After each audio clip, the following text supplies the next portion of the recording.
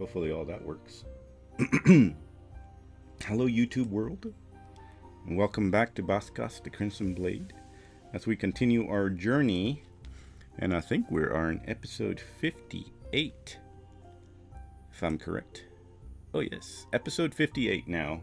So we're making our moves to the 100th episode. Will we make it? Will the group survive? Who knows? We're going to find out today, though.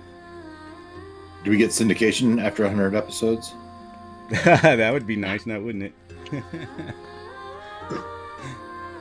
Alright, so last we left off, the group had finally managed to survive some creature of elemental storms and such, and eventually made their way higher into the mountains, into these cold areas where the snow was actually drifting down on them, sometimes the wind blasting into them, but eventually finding a nice, cozy place to where they could all camp, have a little bit of conversation maybe, and rest for the night.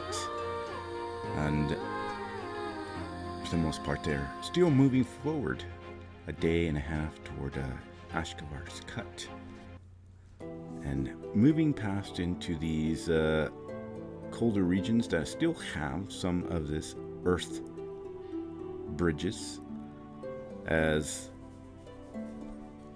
I think we left off with Grom and Silen was having her conversation with Grom, having a little bit of a scene there while Kaelin and Dave were keeping guard, and of course Volsa disappearing off into the shadows somewhere in order to keep guard herself, since she probably doesn't trust anyone else. and aside from that, unless anybody else is staying awake, the night will pass along, and I don't know if anybody was actually going to take shifts, but the first thing I'm going to do is have Kaelin go ahead and roll me a perception check. Perception. Oh, I'm sorry, there it is. I was like, where is it?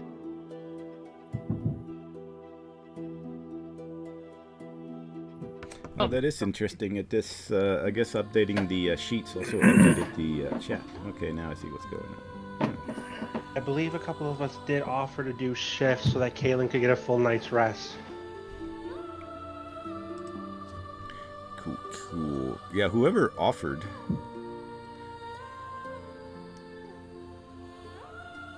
I'm pretty sure Saz was one of them. Cool. So Saz. And I'll take a shift too. Okay, cool. I know you got your alarms up as well, so. With a roll of 16, Kaelin, you are keeping guard. You do notice that Dave is off in the distance too. He's actually pretty good at keeping guard. He seems very focused, walking around, looking into the darkness of the night. Though there is still snow flurries. It's not as cold as you would think. It's still rather cold because of the night, but since the wind has died down now, it's not actually piercing cold. That cold that you feel in your bones is just kind of lingering and permeating around you, but not to the point where you're shivering. And I think everybody had their winter clothing too. But you do notice that they're... Let me see if I can click on here. So off to the direction that y'all seem to be heading, where I pinged there. Okay, I'm back. Sorry. Oh, welcome back. You would notice that there is some sort of maybe movement in the shadows, but they're kind of far off. Small movements, but they're very also close to the ground. And you sometimes question yourself, is this something that I'm seeing? Is it real? Is it the wind moving the bushes, the frozen bushes off in the distance? Or is it something that's actually moving? You're not quite sure with that perception. But at least you're kind of aware on it. Depending on what you wish to do, it would be up to you. I would immediately. Who's relieving me on duty? I'll go first. Saz. So, Stars, I would tell you, I would be honest. I would say I'm gonna be honest. I've been looking out there so long. I don't know if the shadows are starting to play tricks on me, or if there's something out there. I'm a little concerned, and I point off towards that direction and explain what I've been seeing. The dark does tend to play tricks, but to err on the side of caution is always wise.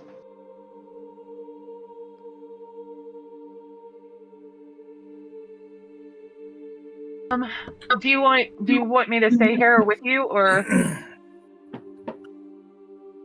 No, go and get your rest. So Caitlin just kind of nods and puts her head down and thanks Saz for relieving her and goes off towards the camp.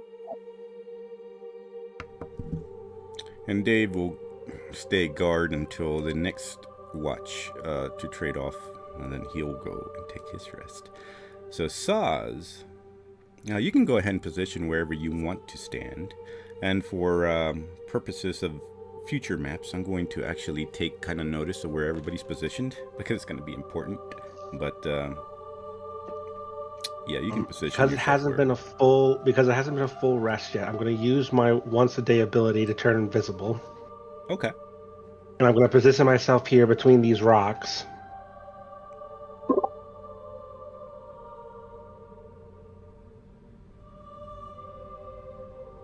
Oh god, I think I actually reset my character sheet on our last thing. Are you talking about Roll20? Yeah, it looks like I fully rested.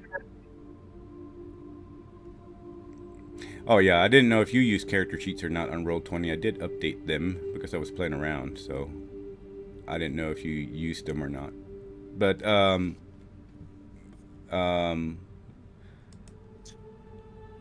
don't know. Do you use Roll20 character sheets, or do you use the D&D Beyond? It's a D&D Beyond. Oh, okay. Cool. Yeah, I just fully rested last week. Because I think I probably did it because we were going to be resting anyways. That was my mistake. Oh, no worries. No worries. And Saz, you said you were positioned between the rocks where your token is right now? Or? Yes. Okay. Cool. You can go ahead and roll me a perception.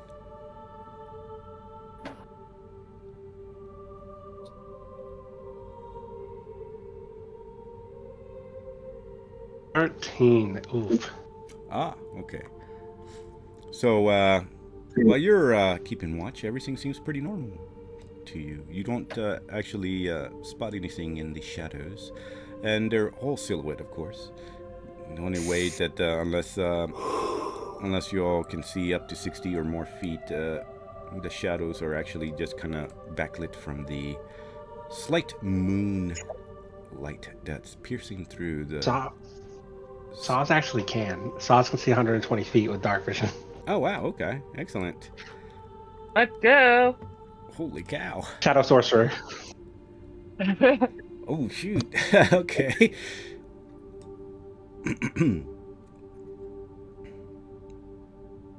Golly. That's a lot of... Okay. 120 feet is a lot right there. So Saz, My instead... dark vision also said 120 feet. You, while you're keeping watch, you will notice that there is actual movement up in the rocks. The rocks that are... Let's see if I can ping it. Right here.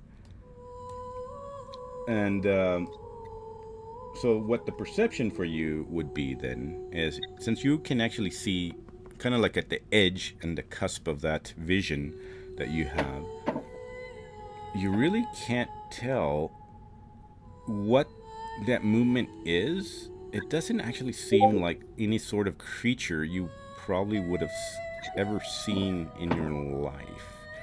because it doesn't have a form or shape. It just seems to almost be like maybe like stones themselves that seem to move, but then it's very confusing. You're like thinking, well, I don't know what your character would think, but if somebody was looking at it, they might say, "It's my mind playing tricks on me." But what you do with that is up to you.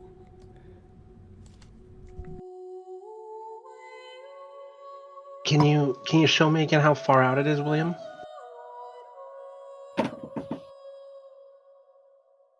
It'd be right at the edge. So, because these are actually high on the cliff, so it'd be right up at the edge of here where you could barely see because of the, how do you say it, the angle of sight that you have since these are going up higher. So you can almost say maybe about 30 feet up of this rock edge right here. I can't, there's where the map ends, but yeah, it would be around this little edge cliff right here.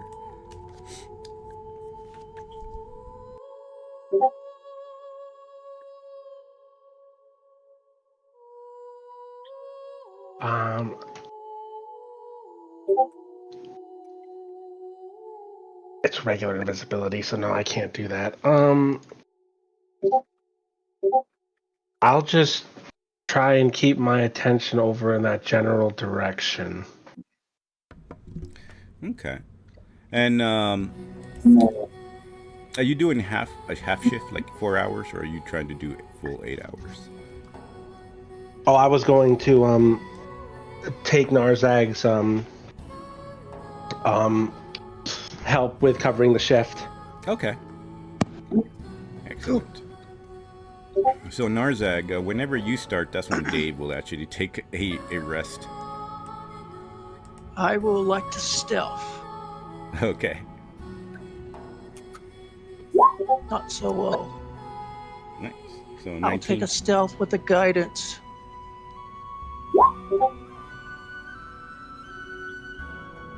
Okay, that don't work anymore. Click the D4. There we go. I've heard that better. 22. 19 plus 3. So 22 altogether. Excellent. All right. And where do you want to position yourself while you're stealthing around? Well, I can grab my character. Position myself over here, and while I'm watching, I will ritually cast Put Alarm across here, loud noise. Okay. Excellent. So if by some deal my perception is not that great, something crossed the 20-foot borderline on that, everyone will wake up on it. Excellent. All right. You can go ahead and roll me a perception if you wish. Okay. Perception. Terrible. I rolled a 7. Even the dice god agrees with me. I thought it was a 1. But... Nice. So 13. All right. And then, so that's 8. So at this point, I will say that... I will have Midnight over here. Oh, okay. Since I can look through his eyes. I can have 2 fronts. Oh, I see.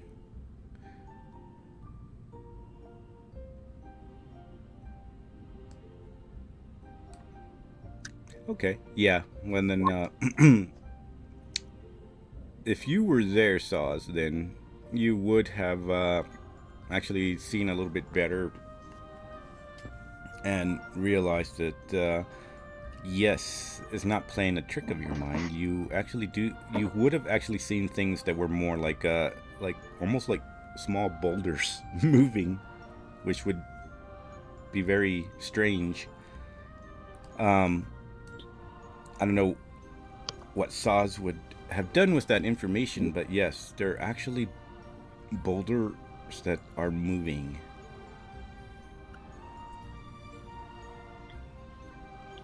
Ah, the copy. I see.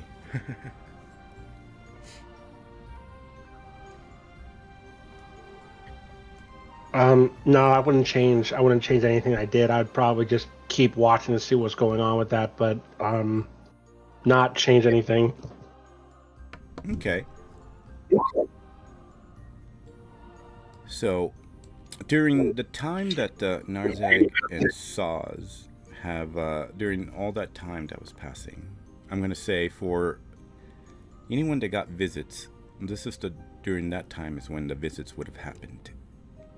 And just for notes and timing-wise, so everybody kind of knows. And the way that it would have happened, it would have also seemed like you were in the same area, but yet not. It would have been similar area, but somewhere in the in-between. And reasons why probably very many people wouldn't have even noticed these visits. But I will have Grumthar. You are sleeping and resting deep in the nice comfort of the sleep. When you can roll me a perception, just to see.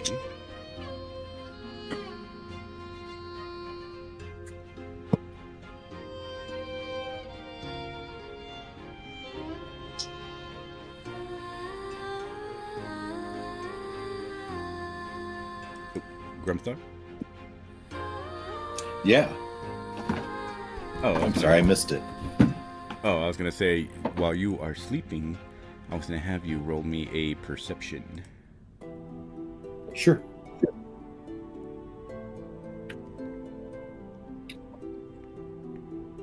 Oh my lord. 9 it is. 9 it is. Okay, so that right there would only... Alright, so while you're sleeping, where do you usually keep your weapons when you sleep? Oh, probably not too far out of reach, Okay. especially in hostile territory. I think, Whatever sack he's using as a pillow, and he's got his cold weather gear and his traveling supplies. Yeah. Okay. So I would say that while you're deep in the comfort of your sleep and resting up, especially after the battles that y'all have had, you would barely sense, as if you're dreaming, as if you don't really notice the physical aspect of it, but you do feel some sort of thrumming suddenly, and a sense of still a sense of agitation. You can't quite figure out where it's coming from, as you are still deep in your sleep, kind of barely noticing whatever this essence that's agitated is piercing through that veil of tiredness. What's that? I imagine he's having some sort of dream, right? Yeah. He's back in his room at the farm, and his mom is up early, and she's doing the wash, doing the whole scrubbing on the scrub board. I'm trying to figure out, why is it so loud? Why is it? But he's asleep. Well, that would be an actually pretty cool little vision there. You start noticing around the farm, and suddenly, off in the horizon, you see a turtle. You see this turtle staring at you, and it's strange that for some unknown reason, that with the pulsing of this whatever thrumming is happening that you're barely noticing, you feel it, and then you see it pulsing in time with the turtle's eyes that's looking at you, and its eyes seem to have a little bit of a like lightning or electricity in their eyes that kind of pulse out and pulse out and pulse out as you sleep.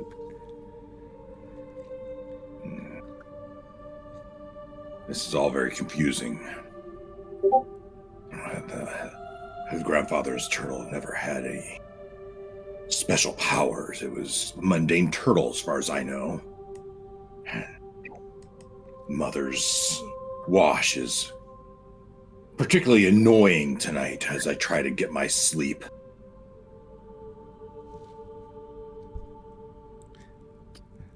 I roll over and try to keep it, think of happier things.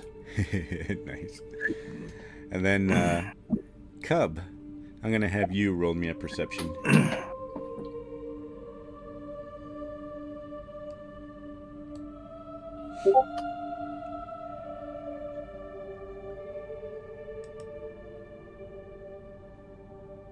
Oh, Cub? You here with us, Cub? Oh, maybe not. It's not muted. Maybe not. All right. Well, then, maybe he doesn't roll a perception. He's too deep in sleep right now. All right. So, aside from all these, everything else just pretty much slips on through the night. A little bit of a chill and time that the sun is starting to finally peek out somewhere off in the horizon, and it chills the air just a little bit more, but not too much. Are we still there? Are we still camping? Oh, there you are. Yeah, I was gonna have you roll a perception.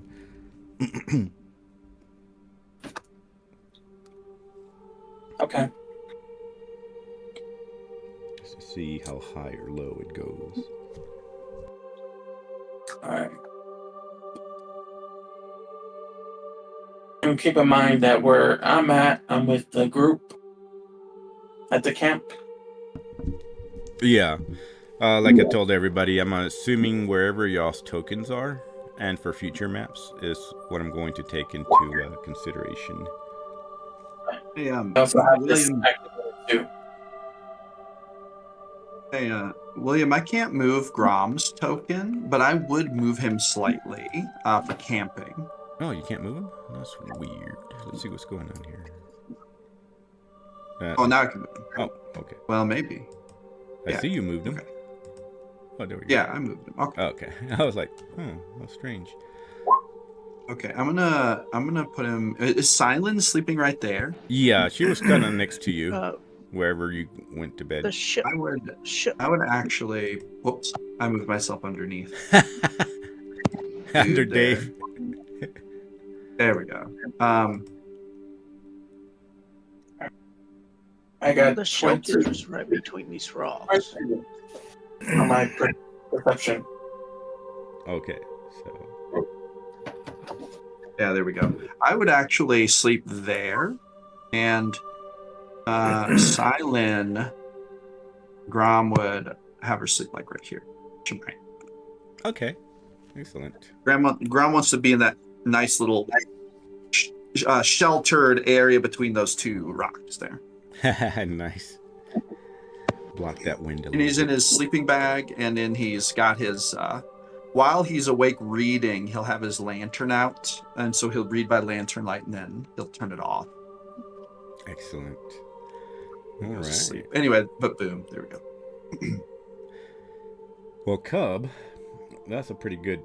That's okay. That's the fire. Excellent. Cub, that's a pretty good perception. So, and the night, as everything is passing and sleeping through, you actually do hear this more vividly. You actually hear a voice.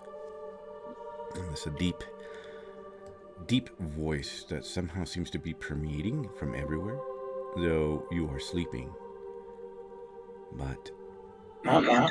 something seems to be piercing through your mind, this voice, whatever it is, and it says, you bring not wishes cursed.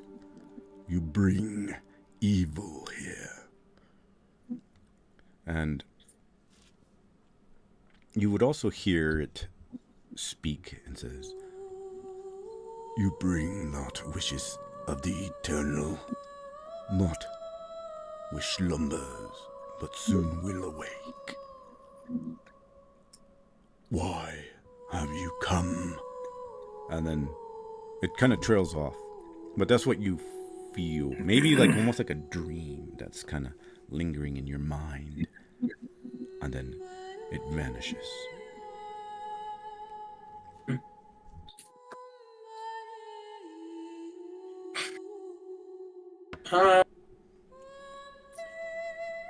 At this point, I kind of wake up or so, and I'm just like,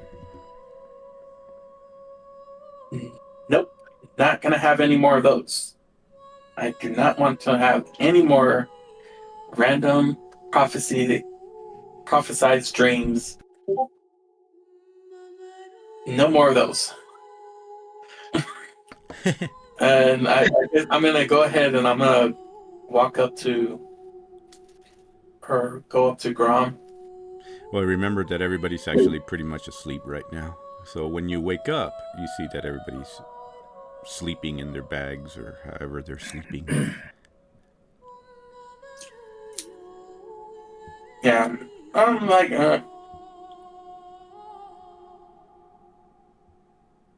I'll just.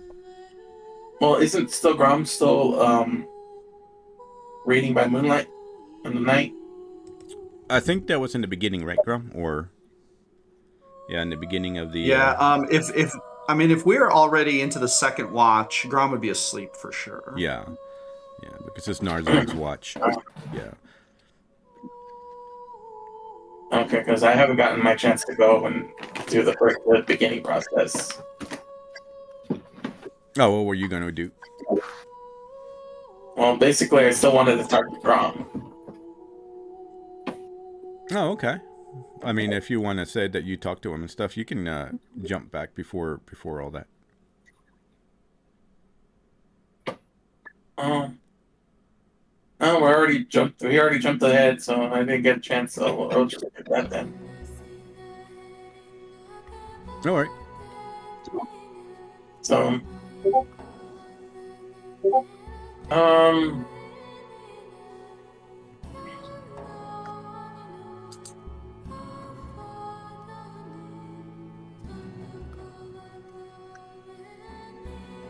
I got nothing else to do other than just like, I really don't have anything to do. Just wake up and I'm just like, nope, I refuse to accept that, and then just go back to sleep.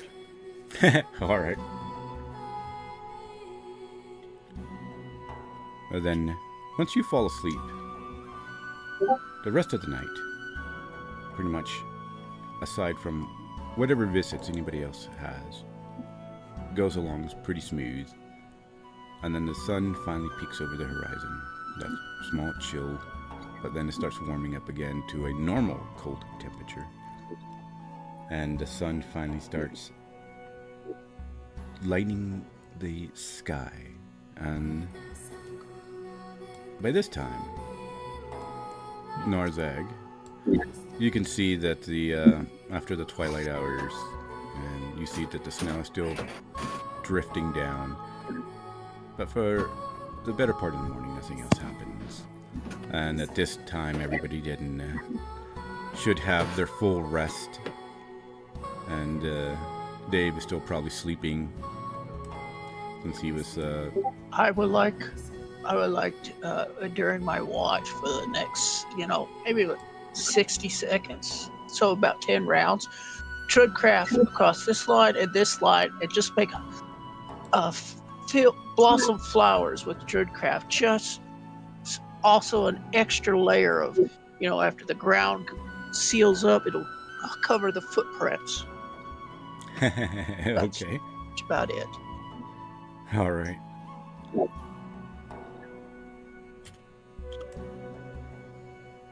Well, aside from that, everybody can start waking up. The morning is here, and y'all can do whatever y'all want to do as far as preparation, but the morning is y'all's as y'all start feeling or at least seeing the light of morning finally piercing through the sky.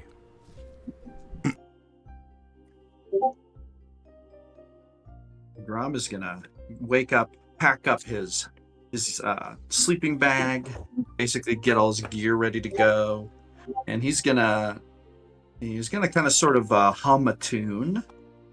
This cold weather is inspiring him, and then when he gets done with his stuff, he's gonna pull out his viol and kind of like play a little tune, kind of like he's maybe working on a song of some kind.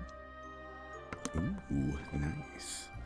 Grumthor, I go to Kalen and say, how much further do we have? Can we make it there by the end of the day? Above table, during our last session, we did say it was like half a day away. I think was that. I think it should have been. Was it a day and a half? Half a day. Let me see. Let me read it really quick. I think it was half a day according to the notes. Oh, okay. So yeah. Yeah, I think so too. So yeah, Kaylin would look at you and nod her head and say, "Yeah, we're maybe a half a day away." You're still familiar with this path, then? I am. Pack up, folks. I want to get there as soon as we can. Sooner we get out of here, sooner we can be warm. Grumthor, a moment. Yes, Zaz. Last night during the watch, that one and this one saw some odd things moving in the dark. They seem to be as funny as it sounds. Living boulders.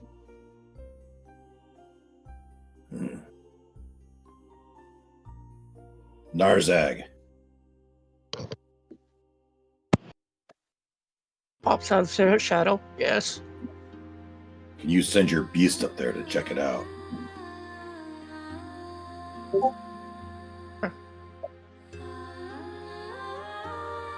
I think you said yes. Yes, I said sure. Sure. I'll have a telepathic link with Midnight for up to 300 feet. Okay. So we'll say that you're going to sending up there. You can go ahead and roll me either a survival or a perception, depending on what you're having him do. Okay, do I roll Midnight Survival or mine? You say you can look through his eyes? Yeah. If you're looking through his eyes, you roll yours. Okay. But as you are searching, what are you searching for? And I'll let you know. About a what to roll. 30. Oh, jeez. Tracks. Tracks? Okay, so okay. Tracks of any type of beast, and since I'm more attuned to elementals, I know the language. My bear knows the language of primal elementals. I'm looking for signs like that, like the scraping of a ground of an earth by elemental, sliding across. Well, you But they definitely actually would don't make find any some tracks if they sliding of bind. earth. It's perhaps what Saw's saw is true. So when you go up to that cliff and Midnight is looking around, yes, you would see about 3 different types of and sizes of sliding. It seems like stones were actually sliding on the ground, and they start heading more toward the north and east, almost the same direction that you're heading toward. But for depending on how far you go with Midnight with them, how far would you follow, or would you just report back, or what do you want to do? Up to what is the basic range of tracking these tracks? I will inform before the limit 300 feet. I'll have Midnight come back. Okay. Yeah, they would go beyond the 300 feet, but yeah. And we'll say, I found some sort of elemental tracks. Or it could be someone dragging lots of bodies, but they're heading toward the same location as I think we're heading. I'm not too sure on that. Could Grom look at these tracks and make like a history or nature check or something to see if he knows anything? If he wants to climb up there, Way out there, right? We said They're the way animal. Yeah, because what's- this is about 30 to 35 feet up this cliff right here. Yeah. So if you wish. Okay. yes. Yeah. Grom's gonna take Dave. He's gonna be like, Dave, come with me. Let's go investigate. Dave still curled up, sleeping. He's like, what? Oh, yeah. Yes, sir. Of course. He kind of like sits up, looks at the whole entire group. Sorry, was taking last shift before Narzag. And then, he's also gonna toss Kaylin 3 gold, and then he's gonna, as Dave kind of wakes up, he's gonna hand Dave his 3 gold while he's packing up his stuff. Ooh, thank you. I can buy me one of those cart meat pies when I get back. That's what I want to do. Oh. Or a barrel of gonna- ale. He's gonna pat Dave on the Kaylin- back and say, "You're doing good work. Good work." Kaylin looks at the gold and tries to offer it back to you, actually, and states that she'd rather get paid when she actually gets you guys there safely, and that she feels really bad about what happened yesterday. She's still really struggling with not being able to fly and reach you guys in time. Grom is gonna say, as he just closes up his coin purse and puts it back in his bag of holding, without accepting the gold back, he's gonna say, "You'll get a chance to earn it now. While we investigate this, watch our back." Just above Yes, sir. table. How many are going with Grom? Saz was definitely going to follow after because he still does not trust Grom as far as he can throw him. Yeah, but I'm going, definitely, to watch your back. yeah, I'll go. and Dave Yeah, Dave. Yeah, and Dave. Silent. Silent, Silent going. Silent is staying by the fire right now, unless Grom says otherwise. But Okay. yeah.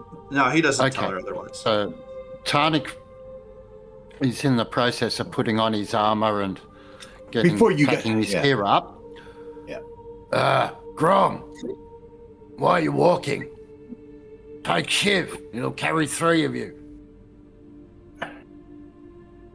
Grom will he'll kind of nod and accept, and then he'll basically be like, "Kaylin, Dave, let's get on this.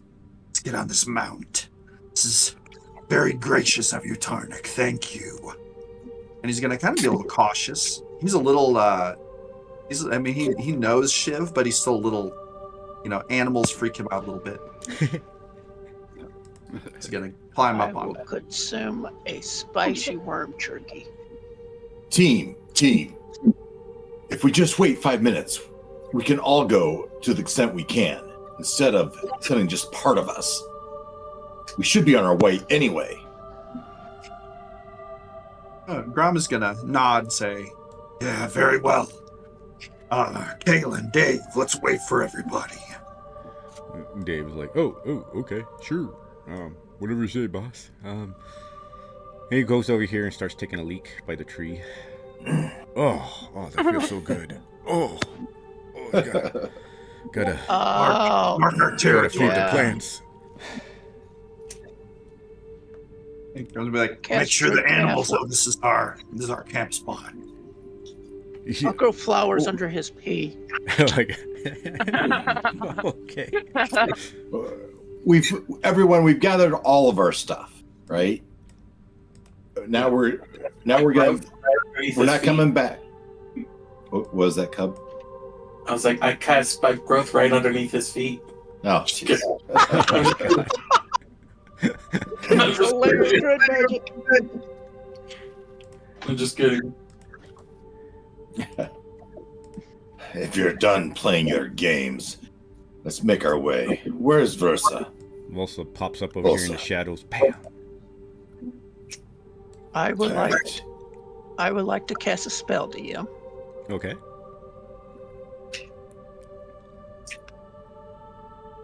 Pass without a trace.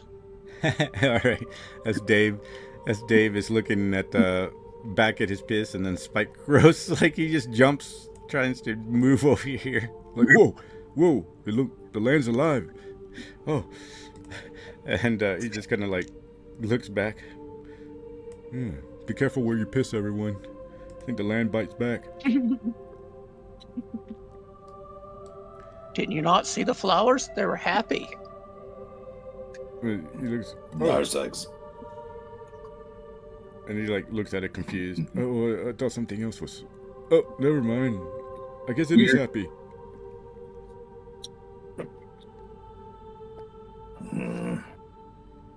Narzag.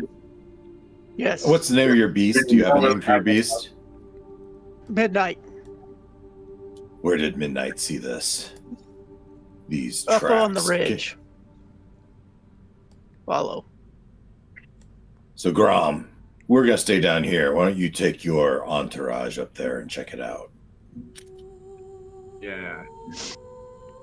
Everyone, we have +10 to our stealth. Well, we'll see. Grom, crossbow in hand, will walk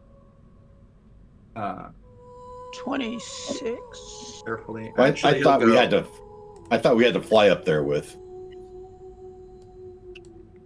Oh, do we have to fly? I thought we could walk around. Well, you can walk around and We can walk right here. and eventually make your way around to get up there. But you could also fly with Chiv, technically, depending on who all is on Oh. Chiv. That's why I said I- Shiv. So Yeah, you yeah. he'd just go straight across the elevation. So, Wouldn't worry it. Yeah, Grom would ride with Shiv and Dave and Aelin, basically. Okay, so If you they all would, three are yeah. on Shiv. Excellent. So here's what we'll do. Then, for right now. We'll put you all right there. Yeah. Yeah. I'm a little confused with the map where people are, who's where.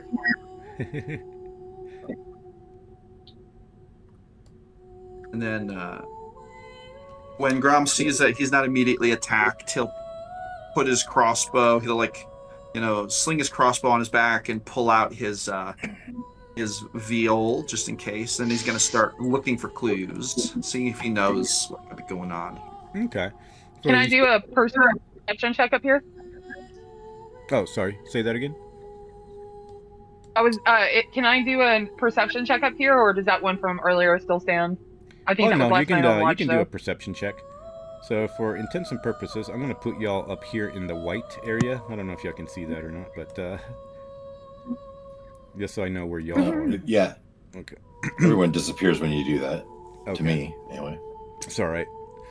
But I'm gonna put y'all up there just so I know where the group is. And so Grom and Kelly, you can go ahead and roll a perception. Yeah, I did. It's in the chat. I got a 25.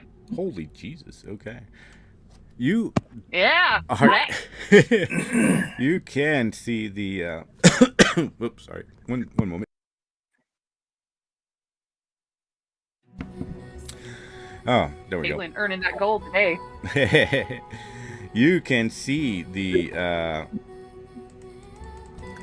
tracks that are being spoken about with, or the ones that Narzag had spoke about, and we're gonna do this right here.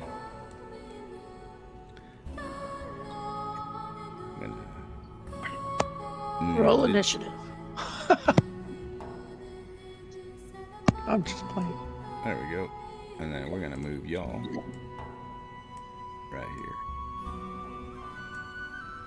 There we go. But yeah, you'd see the tracks that Narzag was talking about now that you're up here in the cliff. And you see that you're following the trail where everybody else is down on the map right now currently.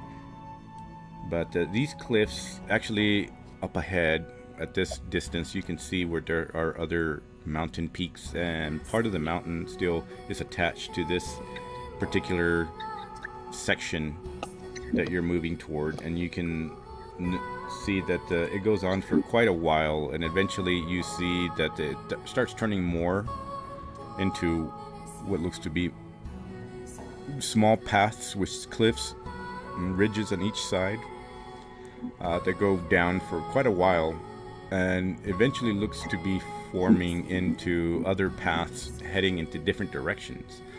Luckily, Kaylin, you can see that the path that you remember, and start to recognize it, and you see a mountain peak that goes up, and eventually it's the mountain peak that once you pass that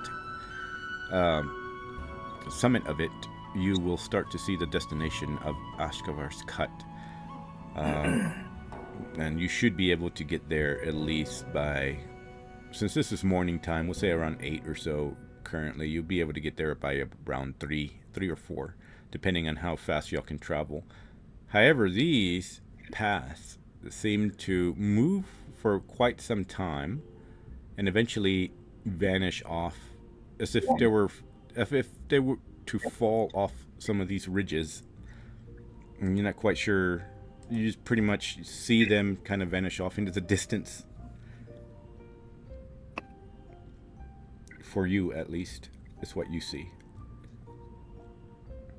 The footprints, so just to confirm, above table, the footprints or the tracks or whatever that we're looking for or we're spotting, they're leading off on the trail that we're supposed to be on anyway, that I know about. Yes, they seem to be kind of on the top, where the cliff is right now, where y'all are, and yeah, they seem to follow parallel to where y'all are following the bottom track, where everybody else is waiting right now. So Kaylin is kind of low to the ground and looking at things, and she looks up and says, "Here, these tracks, they're leading down the path we have to go." And I point up and I said, "It's dangerous where we're going next, and you need to be very careful. But once we get to the top, you'll be able to see our location, and we should be there maybe by 3 or so."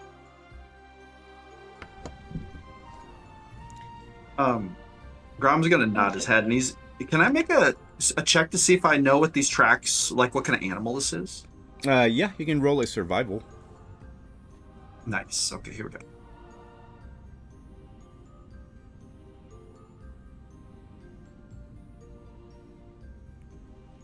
Got a 16. With a 16, is Grom familiar with elementals? So, he grew up in the kind of the Imperial human, or the Imperial land. What was that called? I can't remember. The Eastern lands, Oriental lands. Yeah, the Oriental lands. Would there have been a lot of elementals there, or not really? There would probably be talks of them, though if he saw them, probably did not see any. But stories of different elementals, and maybe the idea of speaking about maybe earth elementals, this is probably the closest that you would probably think in your mind that maybe they would leave, especially if what Saz and of course when Narzag was giving the description, it looked like something being dragged in the ground. And what you can tell is, yes, there's 3 different variations of them, but one of them is pretty heavy and digging into the ground pretty heavily, scraping, and seems to be dragging across it somehow. Not necessarily dragging, but maybe rolling somehow. And looks like it would be dragging, but it's actually more of a roll.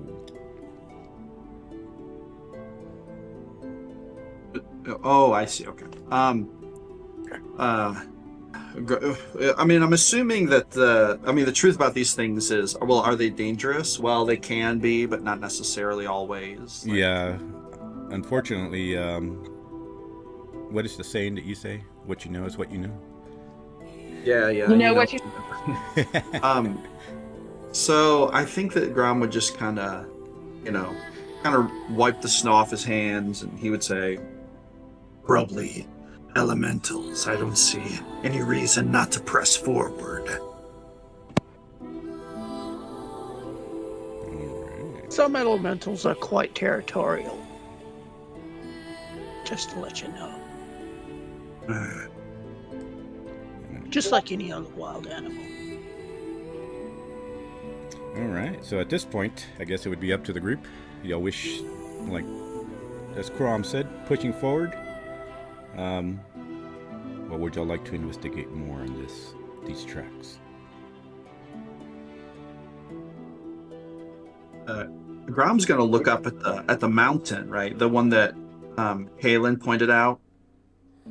He's gonna kind of narrow his eyes and say, "Let's get to the top of that mountain." Alrighty. In that case, we're gonna move forward then. And unless anybody else is doing anything else right now. Go ahead. Are we going to get the other group? Oh yeah, I figured. I figured y'all going back down, right? Yeah, gathering everybody, you know. Okay. All right. We're actually going to change then as y'all move forward. The wind actually starts to pick up a little bit. Grumthar, I'm going to actually have you roll a perception. My specialty.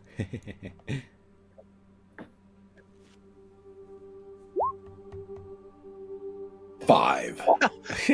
Yes, that is your specialty.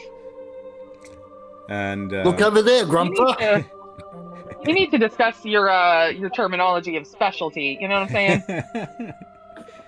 It's snowing. Obviously. Well, Light for snow. 1 hour, everybody's not making any tracks. You want me to be more specific? It's a light snow.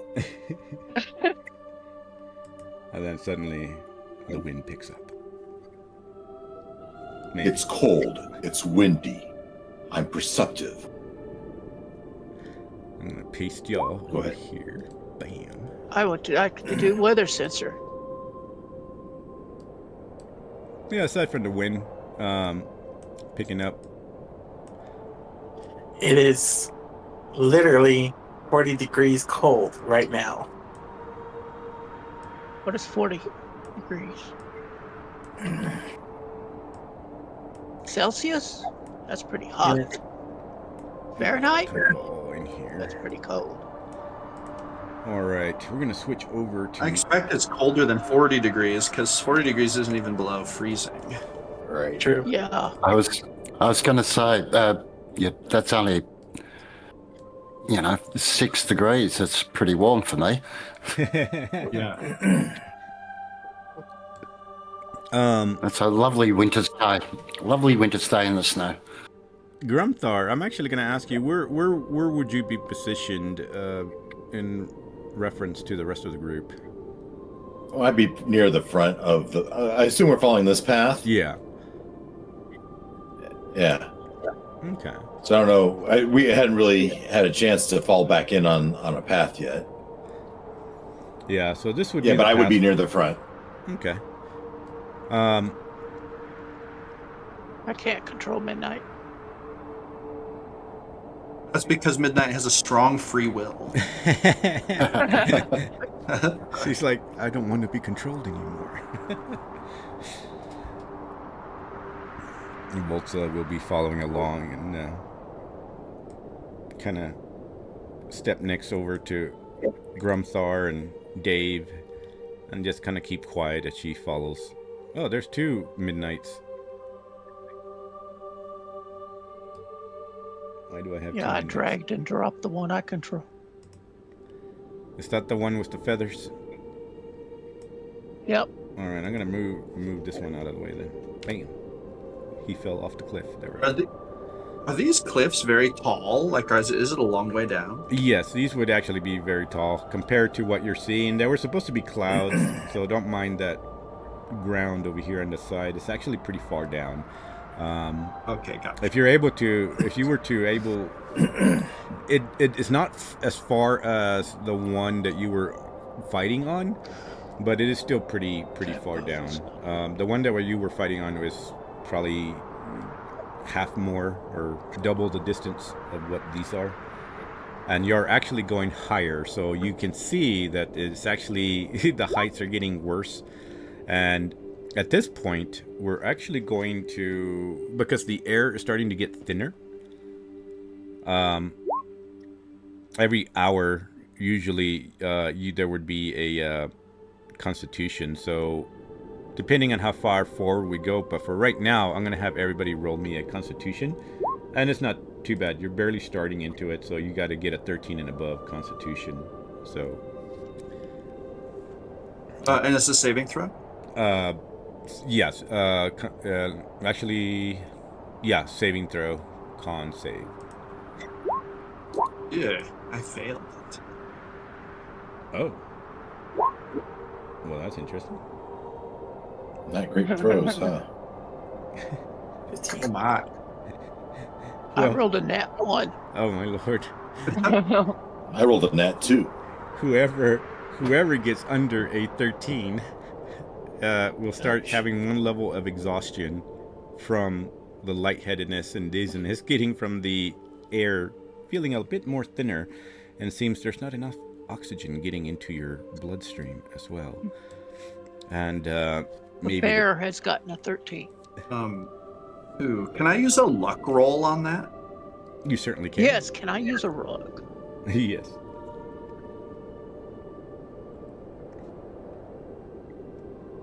All right, I'm gonna try it again. Can I help if necessary? I mean, Kaylin would know that this is treacherous and like really hard on people. Oh my god. You can help through Thank your God. guiding. Unfortunately, as far as the air is concerned, you wouldn't be able to, unfortunately, since that's more Just of made the 13. a... Oh my God, I think I do have guidance. I have guidance. Okay. Hold on. Okay, I'm casting that on you, Josh. How? Ooh. Well, I don't think it would work because this is like a continuous thing, you know, right? Like. Oh well. I don't think That's guidance the would help. thought. It's okay. Grom fails it. Very unfortunate. You have an 8, 9, 10, 11, I just 12. barely make So I think you can, at the highest, even I think you would have gotten a 12. You still would have made it, unfortunately. Guidance would have helped Grumthar, but I don't. This is a lot of mitigating. But in that. Oh wait, no, you're not right though. Guidance don't help saves. Bless does. Yeah, bless. Yeah, bless. Bless is the one. It's all right. It is every hour, so depending on how far y'all get, I'll let y'all know. I mean, we've traveled for all the day, but for now, with Grumthar, going back to Grumthar, you start sensing some agitation again, and you're not quite sure where it's coming from. Still, you just kind of feel it permeating around you. Maybe piercing through your mind. And also, Cub, I'm going to have you roll either nature or perception. All right. And I will throw my guidance up with it as well. Okay. So you guys, you go ahead and roll that. Sorry, I'm going to have to take a real quick break. I'll be right back. Give me about 3 minutes. Be right back. That's fine. I'm going to go grab a drink. I'll be right back. 19.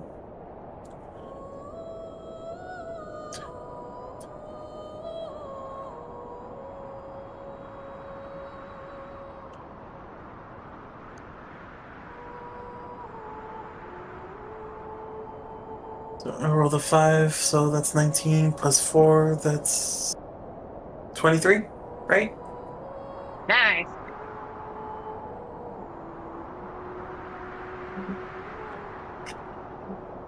Don't mess with me with my nature.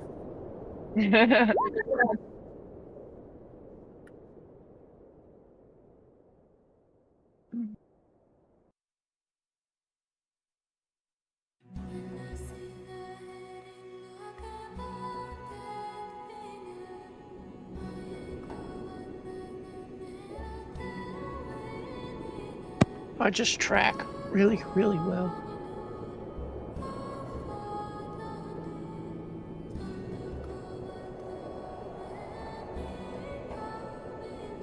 And stealth.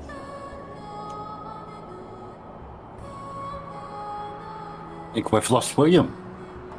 Yeah, he walked away. He said he was Yeah, going he to said be it for 2 minutes. Okay. Yep.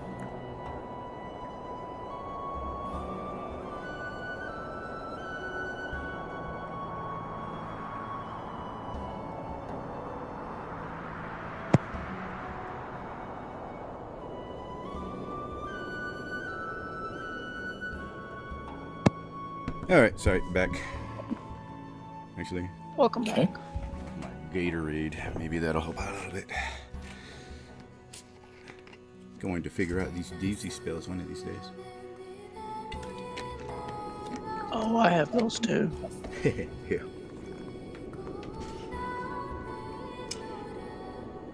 Oh yeah, they're worth a +5 in your saves.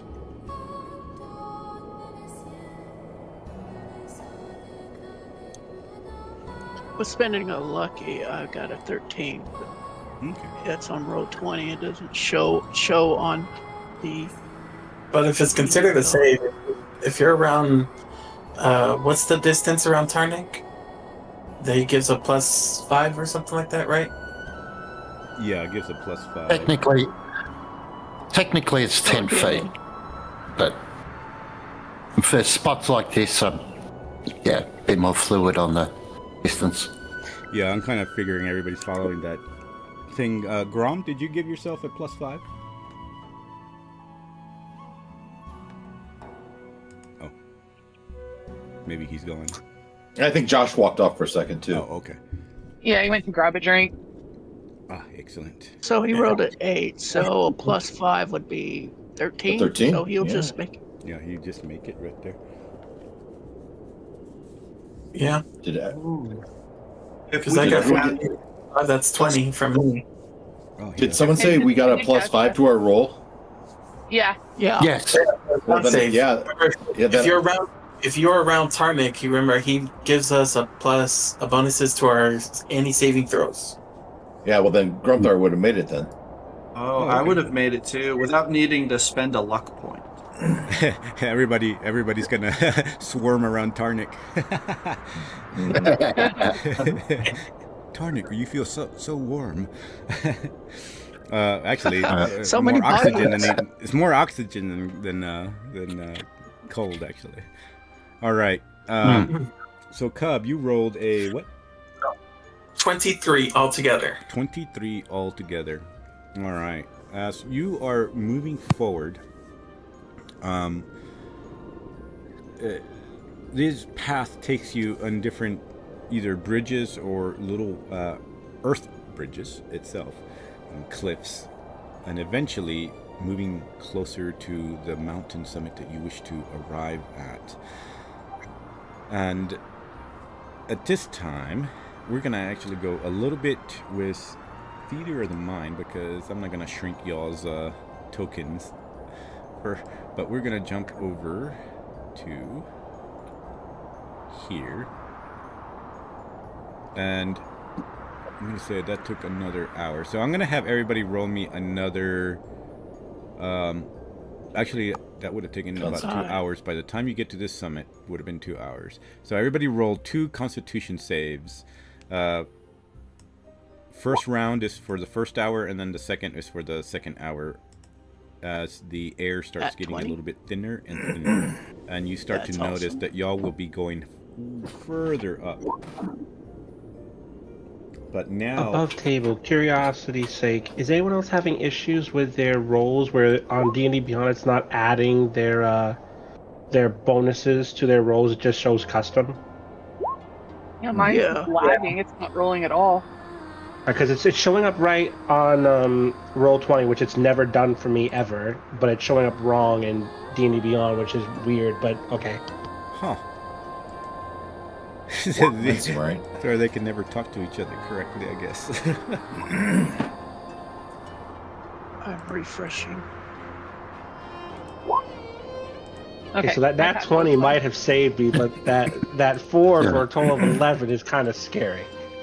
Yeah, the D&D Beyond seems to take a little bit of time to recognize the role. I've got a question to you. But it is doing it. Like Okay. if you check the history of the roles, it shows what they were, except for the last Speaking couple. of air, allows you to create a strong breeze enough to close. Would that mean I can create air to breathe? Wait, do it now? Elementalism. One of the options is beacon of air. You create a breeze of air strong enough to rip clothes, dust, and rustle. Would that mean I'd be able to create air to breathe for 6 seconds? Not mechanically. Yeah, that wouldn't be used for that specifically. Probably because it would be just using the area around you. It's all in a 5-foot cube. I just was curious. It said create air, so I'm like, okay. You need a special apparatus that compresses that air, then delivers it to you via secure tube. I'm gonna put y'all right here. We're gonna use Grumthar for the dot. But with Cub, with you rolling that, as you are moving through the area, and anybody else that would be, what would Grumthar keep his weapons? Does he? I can't remember. Is it on his sides or on his back? I would think it's on his back, but I can consult my images. Wherever you imagine it to be. Of course, all the images of him are they're in his hands. So I picture it on his back. Okay. We'll go with Grumthar first, as everybody sees him leading forward, but eventually everybody also sees that his weapons that he has usually are pretty quiet and nothing too fantastical unless he's in battle, but the group is behind him. You can notice, and you're all not quite sure if he's noticed, but the sword, I think it's Storm Gouge is the sword, right? Or is it Storm Gouge is the battle axe. Okay, the axe. The axe actually seems to be rippling slightly with blue currents of energy, like little tiny lightning, be it at the edge, be it around the handle, and it doesn't flicker constantly, but it does flicker every once in a while, enough for anybody that's behind, eventually, with any kind of perception that's at least a 15 and above, would start noticing it. But whatever anybody does with that is up to y'all. Whoever has a 15 and above perception would notice that. Passive perception.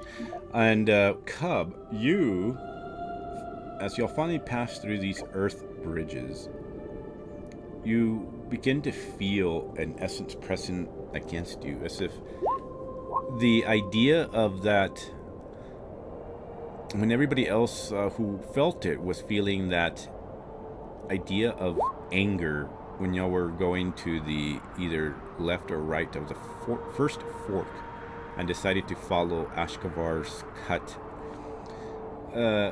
you can start to feel, Cub, this anger emanating again as you start stepping into this path leading higher and higher up the mountain. And Tarnik finally passes it. You feel a presence once again, as if it's trying to... This is what, when you were sleeping, felt like a dream, but then you hear this presence in your mind again. It's almost like if it permeates around, and it says, "You bring death upon my lands." And then it goes quiet again. And it's up to whatever Cub does. Nobody else notices this, but whatever Cub does with that, it's I kind of turn around and I start walking back, and I go and I grab Caitlin, right? Yeah. I go up to you and I grab your hand. I'm like, "Wing it, girl. You know spell to control emotions. Cast now." Wait, do I? I don't think I actually have that spell. Calm emotions? Oh, yeah, I do. Okay. Do you really want me to cast that? I mean, I'd like, yes, please. I am feeling animosity of hatred. And I just want to go ahead and punch Tarnik in the face for it. Kaylin kind of laughs and says, "That might not be a terrible thing, but it'll be all right." And I just put my hands over you and cast it. Oops, I just rolled to cast it, but yeah. I'm assuming I wouldn't have to roll to actually make it cast on him, or You shouldn't. I think it's just you can display it. Yeah. I'm not gonna fight it since I'm asking you to provide it to me. Okay, so you would feel this kind of like my eyes would start glowing a little bit, and like you could see the magic kind of humming through me as it starts flowing into you and calming your emotions, and feeling some of your rage just kind of start to simmer back down and push back down.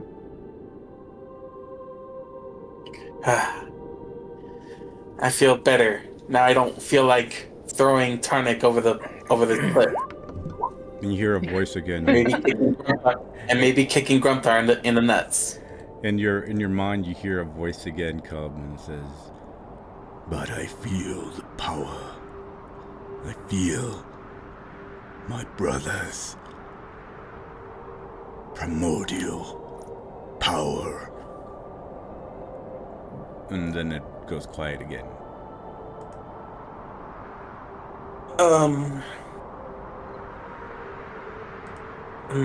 Did someone cast Magic Mouth?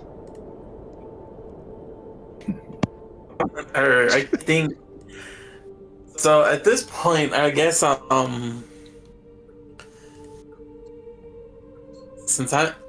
since you said we had to get a 18 or so, right? To see his blades are humming, or his weapons are humming. Or passive, if you have a passive perception of 15 and above. Oh, I think he has it on his back. I do, yeah. Yeah, we do. Yeah, okay, we're good. But then I also 16. so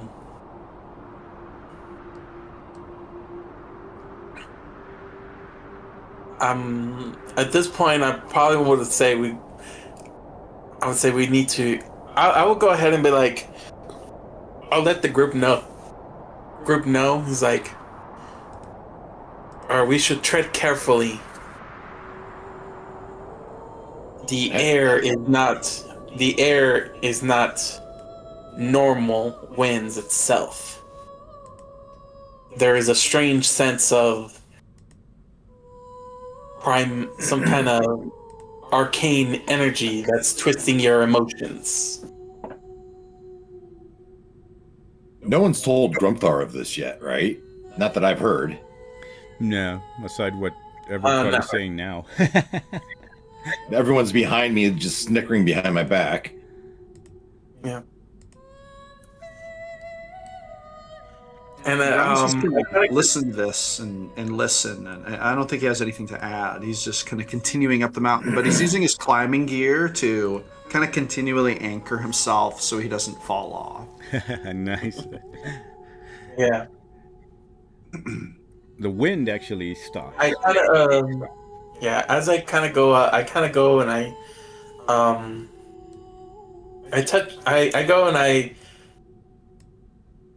I kind of go up to Grumthar, and I'm like, it's like, I feel, or there's more danger ahead, and I believe that they're more connected with you, Grumthar. Me? Well, not really you, but the things behind your back. I turn around and I look at the group. There's danger for all of us, I'm sure. No, not them. No, not them. They're not important. I mean, I'm talking, except for silence. Silence is important. But I'm talking about the things that you have on your back. And I will. With that, it's like, what have my grandfather's weapons got to do with the danger ahead, other than their eventual slaying of whatever we encounter? So, Caitlin is pointing at that and looking and asking, do they always glow like that? Glow. And then with that, I will draw the two weapons from my back. Okay. And this would probably be the first.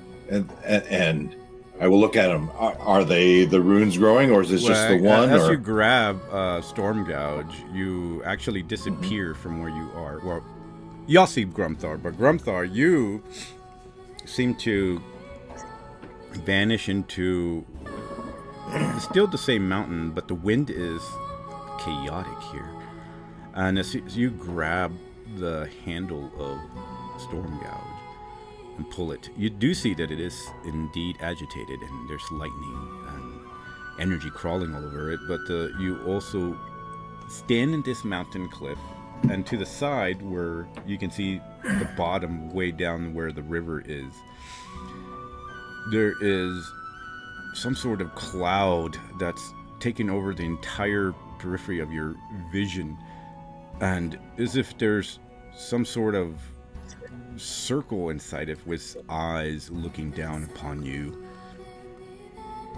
and you hear it speak into your mind, almost as if it's going to vibrate the very bones in you and the ground of the mountain itself.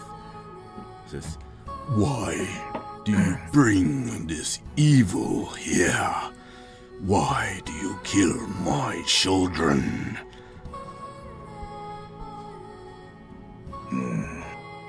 And first of all, he'll sheathe Whisperfang, his broadsword, his longsword, and be holding Stormgouge with two hands. We do not bring evil to this mountain. We come to vanquish it. Who am I speaking to? It doesn't quite answer your question, but it glares down. These eyes that you can see that are humongous seem to just glare down at Storm Gouge, and then suddenly you pop back where the group is, and for the group you'll see Grumthar just went still for a little while, then his eyes glazed over for a few seconds, and then suddenly he comes back to life in a way. And Grumthar, you see the group now again, and back to the mountain, and this time the wind has died down, and it's very calm actually right now, and you can see all around you that with the wind stopped, you see the actual clouds below you, the green of the forest to the right of you, and then to the left you can see land bridges leading further ahead. With Kaelin, you're able to see these, and these are the paths that you're going to have to take. Whatever Grumthar decides to do with that. Yeah. As I snap back, I say, "What? Why are you all looking at me?" Did Grom hear any of that? Boss, I just think you were in your own heaven. Communication with your magical weapon or something. I did receive a vision. Not a vision. A voice came to me. It asked me why I was bringing evil. I told it that we were not bringing evil. We were coming to vanquish it. I asked what it was that was speaking, but it did not answer. And now I find myself with you again. Can Grom make a religion check about this?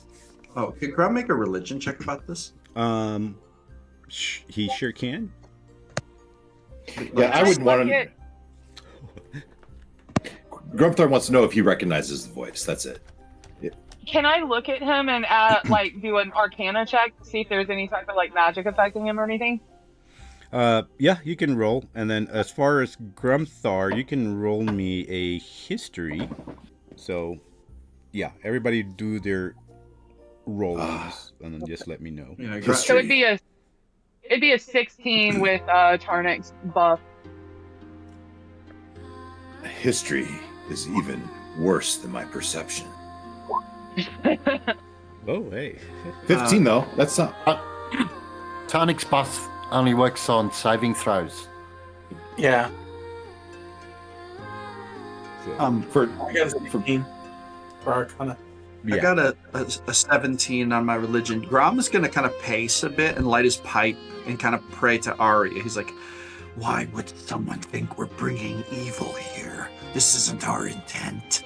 What is going on? he's just kind of trying to pray and think about it. Let's see, Grumthar, his history, would probably have remember certain ideas, maybe stories that his grandfather used to speak of in his adventures. Maybe heard the tales of strange storms and calling the lightning, assembling power for storm gouge.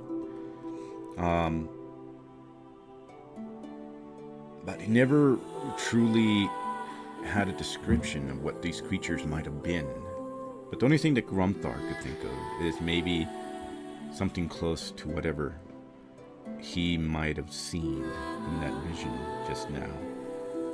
And as far as Grom, you were trying to roll religion for what particularly? He's he was basically praying to Arya, basically being, and he's kind of light his pipe and kind of pace and be like, Why would someone or something think we're bringing evil here? We're trying to get rid of the evil.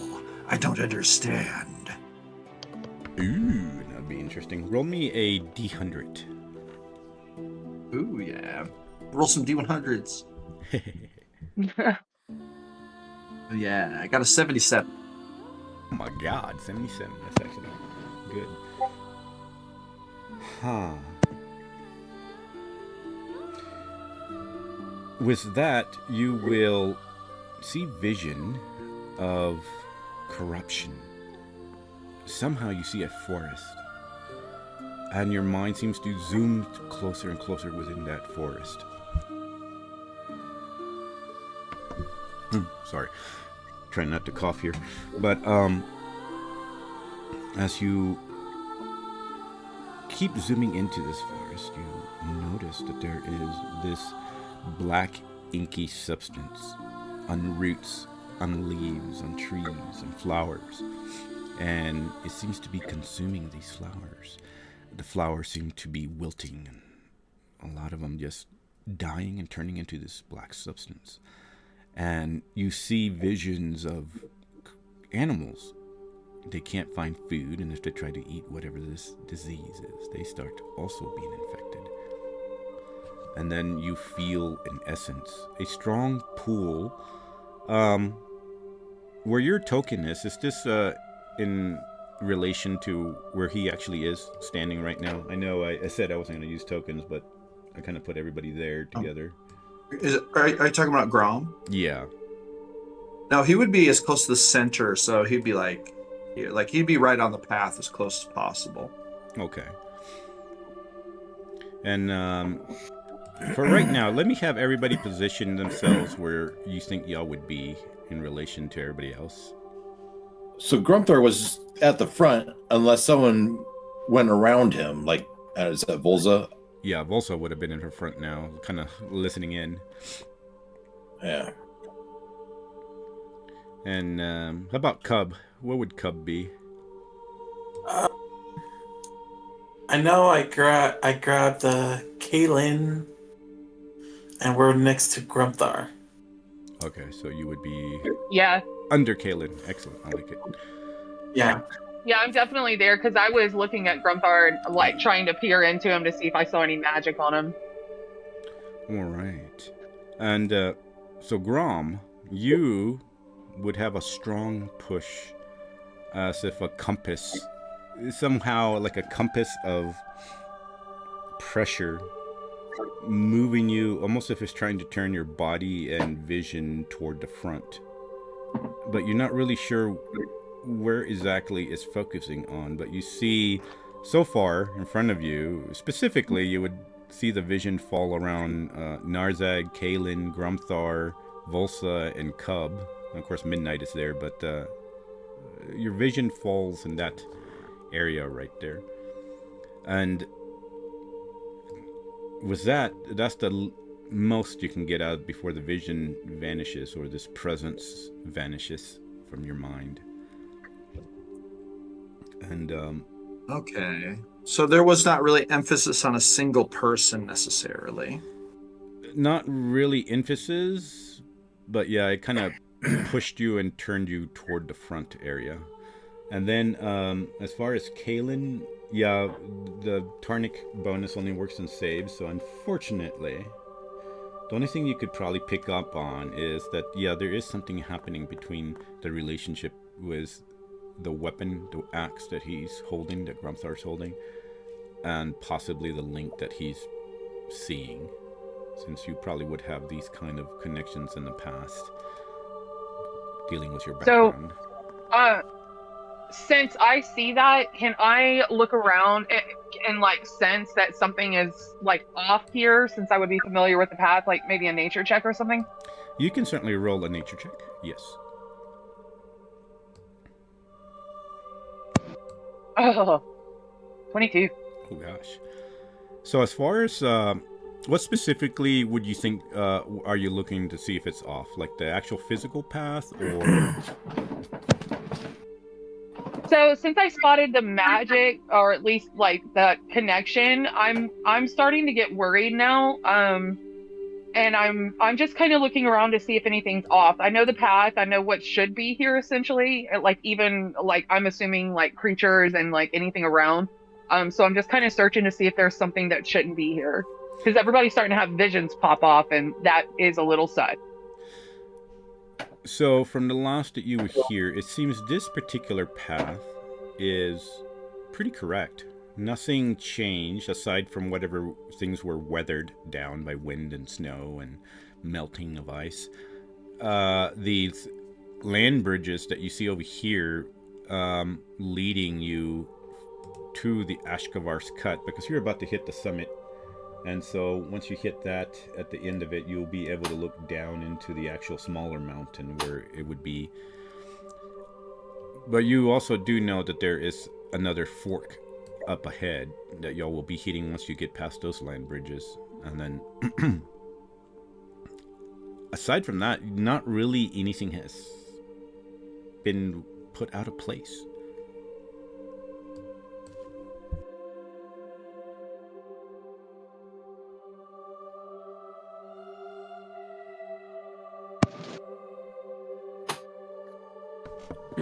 I'm just gonna kind of keep everything to myself, just observing everything, trying to take it in. I don't feel something is right, but I'm just watching for right now. Okay. All right. So what does the party do? They just keep moving, or do they want to do anything else at this juncture? I have no patience for this. If Storm Gouge decides to activate, then I will use that. But we need to be in the mountain. Let's get there. Ashkavar, let's get to Ashkavar's Cut as soon as we can. Push forward, team. Yes, too cold out here. And just move quickly.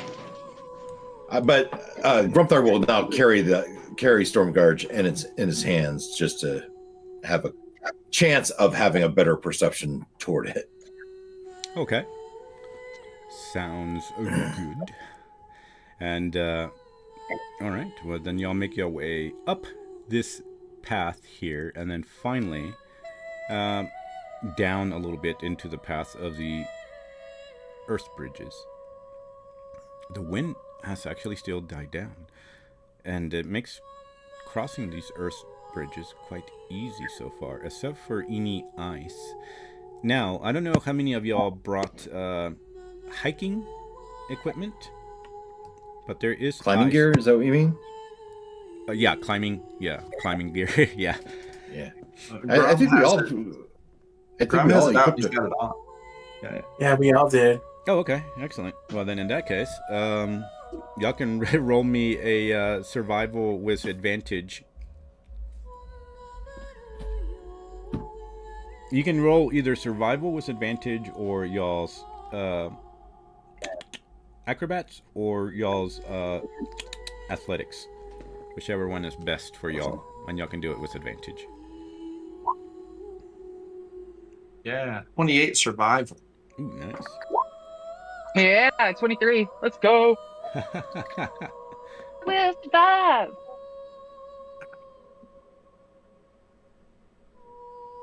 See. So anybody that rolls under a 15 will fall and plummet to their deaths. But aside from that, Bye. That's it. I mean, I did warn you guys it was super dangerous. Like, I said that. So if anybody that rolls Why under is that- 15, then yeah, just let me know and we can handle that. We'll see what happens. But yeah, hopefully not fall and plummet. But yeah, if nothing can be done, probably fall and plummet to the death. Okay. Let's see, I made a 34. Good God, what the heck? Okay. Overachiever. There's a few things I'm expert at, and it's tracking expertise. And then I got a 19. nice. How about Saws? 23. Wow, Sauce is getting better. He's overcoming his heights, fear of heights here. Volsa doesn't worry too much just because she has abilities. Teleport. Yeah, pretty much. As long as there's some sort of shadow, she can just move to it, do a World of Warcraft kind of thing. All right. So y'all finally pass these bridges. Y'all realize that the air has gotten much more thinner, higher up in these. So now the DC will be quite a bit. And I think that jumps up to 18, I think. DC 18. Yes. Another con save, is that what we're doing? You're good right now. You haven't passed the main thing right now, but y'all are about to, as y'all start feeling your lungs hungering for more oxygen and the burning of muscles as y'all keep climbing. And then Too bad I Grumthar. can't create my own air. Yeah. Now, Grumthar, you feel a tug as you are holding Storm Gouge. You finally, Kaelin, arrive at the point where you see that there is a decision to be made. You know which way goes to Ashkavar's Cut. Once again, heading straight forward, but there is a earth bridge that heads up toward the summit of the mountain that you're currently standing is. The little, well, actually it's more of a path. And it goes up. And Storm Gouge, for you, Grumthar, is aggressively feeling pressure as if it's actually almost floating toward that path. And anybody else who felt the essence in the first fork that y'all ran into, where y'all were feeling that anger on the right and that evil essence of devils to the left, y'all start to feel that again. But this time, there is something different. That anger is much more how would I say, aggressive. It's almost palpable to where y'all can feel it in around your body, like oil being dropped on you guys. I can't remember who all passed that, but whoever passed that, you are all feeling this quite aggressively. So, go ahead. Oh, what kind of check? Oh, it's not a check. It's just whoever passed the first. I think it was you too. Didn't you pass the first at the fork? Where you felt. Yeah. Yeah. So Kaylin pauses, and basically I'm going to relay all this to everyone, and I tell everyone that I point towards the bridge. It's a straight shot. But there's something here over this bridge. I'm not sure what it is, but it doesn't feel right. What does the compass say? Anybody who looks at the compass says we have to make a choice. Like the compass keeps pointing straight ahead toward Ashkavar's cut, but well, for you, Grumthar, it seems that the axe is now pointing toward where Kaelin is pointing up the summit, and it's aggressively pushing toward that direction. I feel the pull also, Kaelin. But I look to the skies, and I just shout to the gods, "We are here to vanquish the devils beneath. We are not evil. We come to vanquish the evil. Our path lays ahead." And I will lead the group forward, following the compass. And, all right. So y'all follow Ashkavar's cut. And with that, you feel the wind start pushing down again. And I'm going to switch over.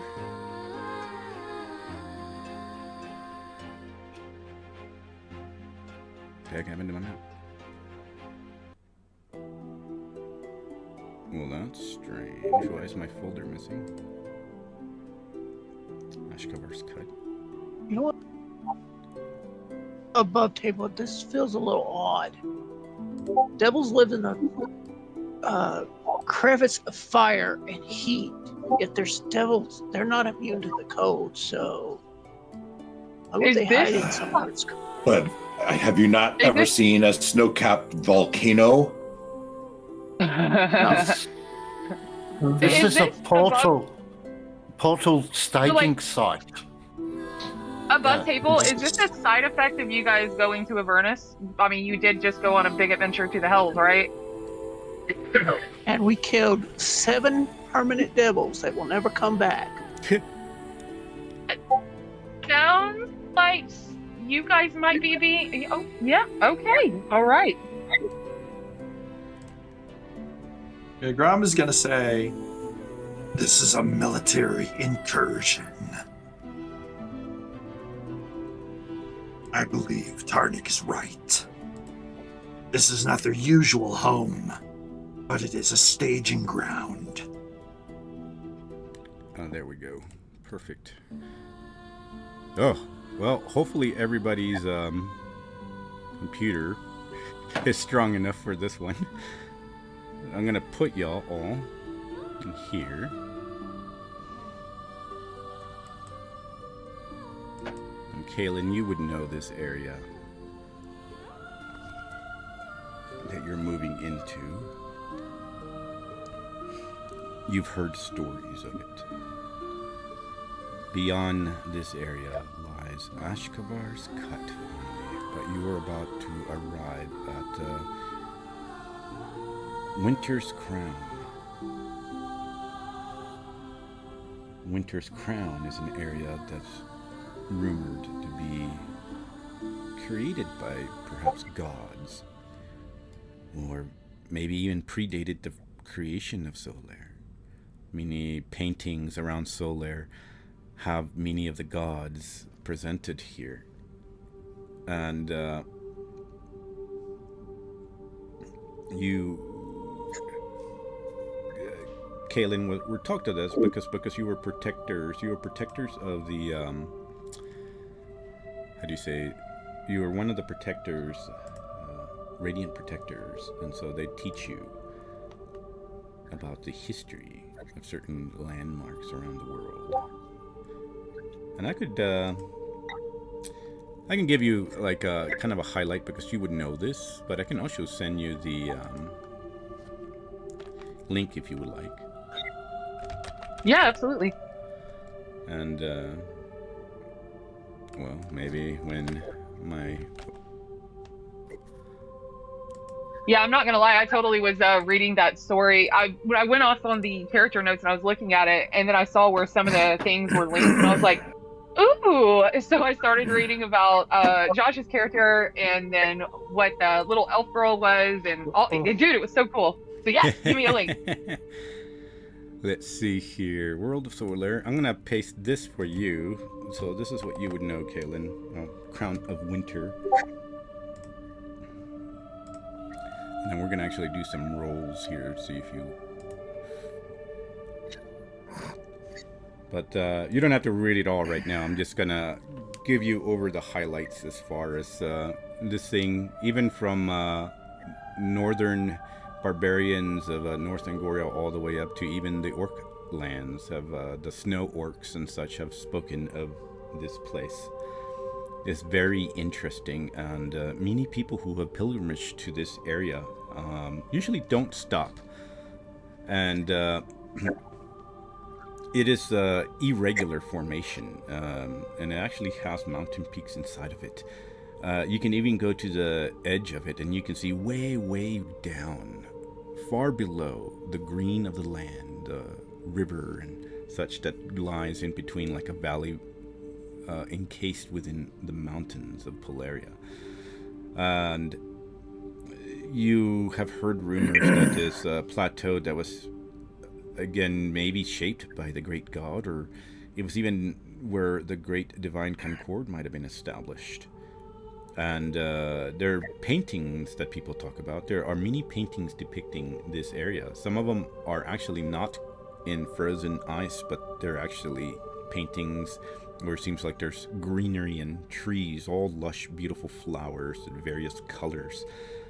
And you see most of the gods, even the gods from different, like the elves, the orcs and such. You have seen paintings like this even in the houses and main monasteries where your group usually travels to.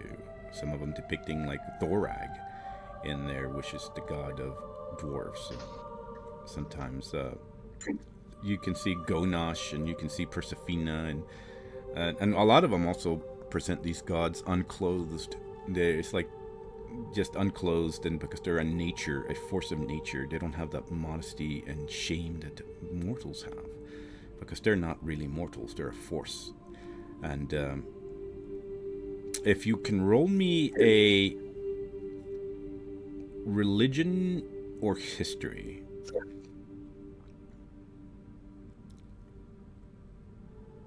Let's go with religion. Yeah. I needed to study harder. Maybe you were skipping that part, so that's as much as you know. Above table, you can read the story, but as far as everything else in here, group-wise, I'm going to say it's pretty much as far as Kaylin understands. And so, let me copy everybody over. It might take a while because this is a humongous area. So give it a while if y'all see only white or something on the map. But it is an enormous map, so there y'all are. Here we go. Let's see how it does.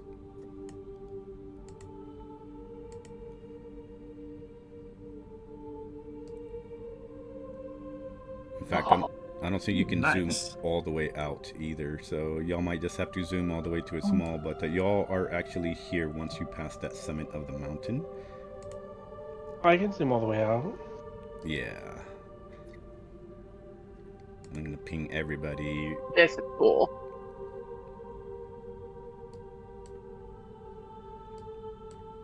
So that's basically kind of an overview of what everything y'all been traveling through and what these little earth bridges are. And y'all are... Yeah, I don't think anybody is from this area except for you, Kaylin. So you're the only one that knows this is the Crown of Winter here. So as we're coming up on this and walking towards it, Kaylin would be explaining everything that she does know, while also admitting there's plenty that she does not know because she was not known for her studious self. She might have been paying attention to other things. He likes to punch things a little bit more than read about them. Exactly. Volsa actually kind of steps forward in front of Grumthar and is staring at all this in wonder, especially because orcs usually stay more to the bottom of the ground.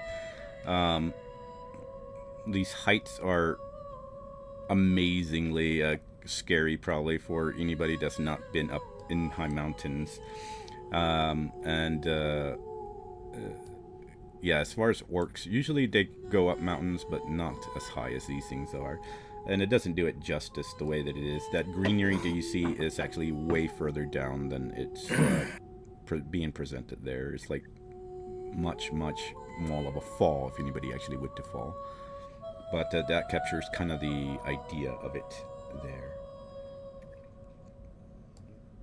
there. Let's cross this bridge and get in underground. Alright, so for this, I need everybody to, line up on the bridge. Let's start with, Volsa for some reason is staying in the front, but she's going to stay right here, and everybody is kind of give me their pattern right there, because that's going to be important. And while everybody does that, I got to take another break. Sorry, guys, I'll be right back. You're fine. Grom, you're going to lead? No, I'm trying to put myself in the middle of the pack. I would think Grumthar would be toward the front. Okay, so I'm going to get behind Grumthar here. Well, he said that Volsa was in the front, so do we want to stack up behind her? All right, let's do that. Yep, I'll move up. Thank you. I don't trust. Uka. I don't trust that bridge.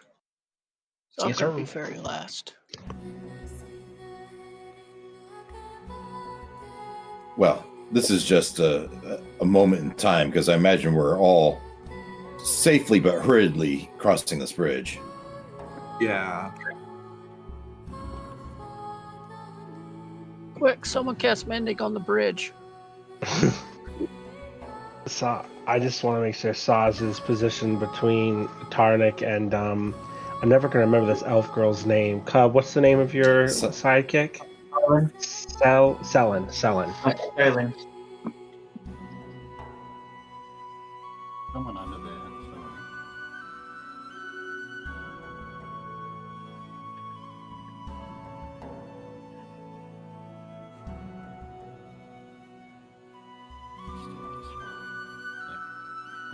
Yeah, Grom is very meticulously using his climbing gear to anchor himself every, so many feet.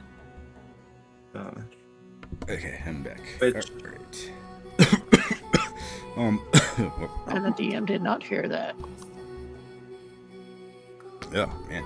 All right. So, did everybody position themselves? Dave would be probably... Actually, where would you want Dave? Grom. Oh, Grom is going to be... I was going to put Grom in the middle of it. And then, how about Dave? Where would you want Dave to be? Right in front of him. Oh, okay. Right in front of him. So if someone's going to step on the loose rock, it's going to be Dave. Sorry, Dave. I'm not going to say that to Dave out loud. It's just... It's like, Dave, you go first. You're a nimble one. He's going to be like, yeah, made this all the time when I was a kid. And he kind of like steps at the edge of the cliff, kind of just looking down. Woo! Look at me! Ooh, ooh. And then he's just gonna be like, kind of just winks at Crom and then walks. And he like looks over at Kalen. Hey, Kalen, remember when we used to come up here all the time? I'm gonna push you off this bridge, Dave. It's like, whoa, that might hurt. I have a question about the climber's kit. So the climber's kit says you can anchor yourself, and then you can't. It takes an action, and you can't fall more than 25 feet. But then you can't climb more than 25 feet away from that point without undoing the anchor. Can you undo the anchor from 25 feet away, or do you have to go back to where you anchored and undo? I would. Is it like you just put a new pit in, and then you create a new anchor, or how does that work? That's interesting. I would figure it would follow logic of. That's a good stumpy question. I think I'll have to read up on that. I don't know if they even have. Well, I was just wondering because I was wondering if thematically it's sort of like when climbers, they will put a new anchor at a point and then they'll climb. But I think that the only way this actually works really well is if two people have climbing kits and they tether each other together.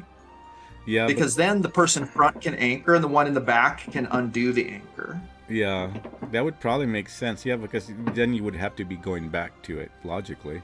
Okay. Well, does Dave have a climbing kit? Oh yeah. Yeah, we made sure everyone had it. Yeah. Okay, then Yeah, Grom we is all going have to 'em. tether him. Grom's tethering himself to Dave, and him and Dave are going to do this 25-foot thing. So Okay. that if at any point they fall off, they're anchored. Good idea. Yeah, that's a good. That's actually interesting to bring up. Yeah, because I guess maybe they don't actually have many climbers playing D&D. Yeah, I've never actually done it. I'm no pro, but anyway. Very good, very good. That's what we're doing. Let me see. So this is the position that everybody's at as they're moving past this bridge? Yeah. Okay. Pretty much. All right. So Narzag, you're at the back. Dorgas is gonna actually, Dorogas is gonna stay with Narzag here. Salin is going I'm actually a little bit right there, Nick. I don't trust that bridge. Does anybody got bending? No. Oh my gosh. I'm gonna mend the entire bridge. Okay. All right.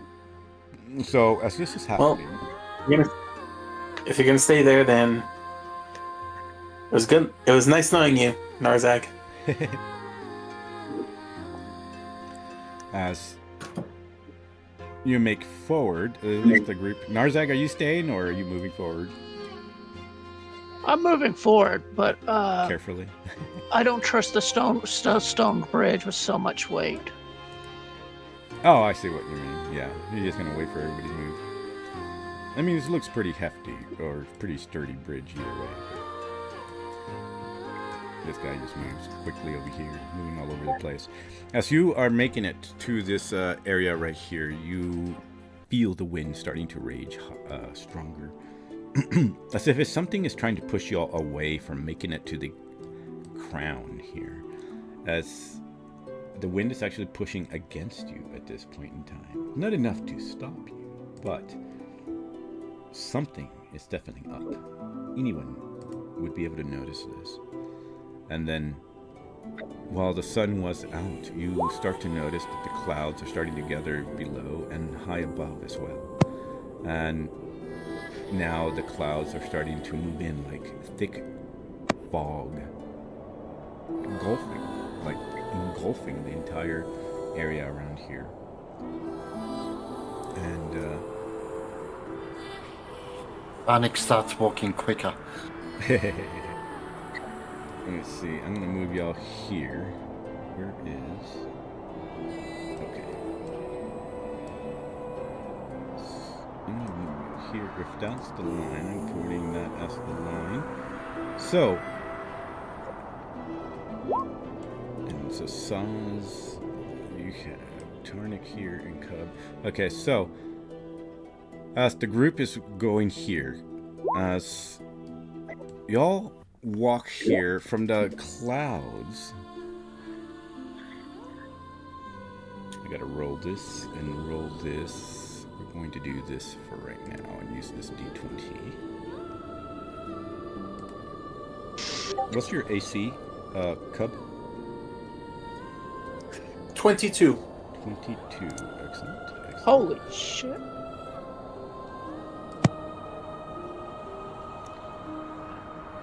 Let's see what's going on. 8 minutes, that's not. That's why maybe Roll20 was missing it. Something going on with D&D Beyond over here.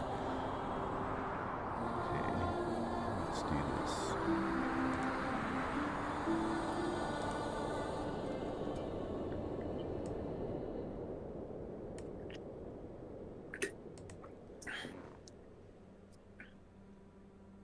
There we go. I think that's the best. Okay, cool. Ooh. Okay, so it's gonna do. All right. So as Cub, you are. Okay, there. We're gonna do this, and then we're gonna do this.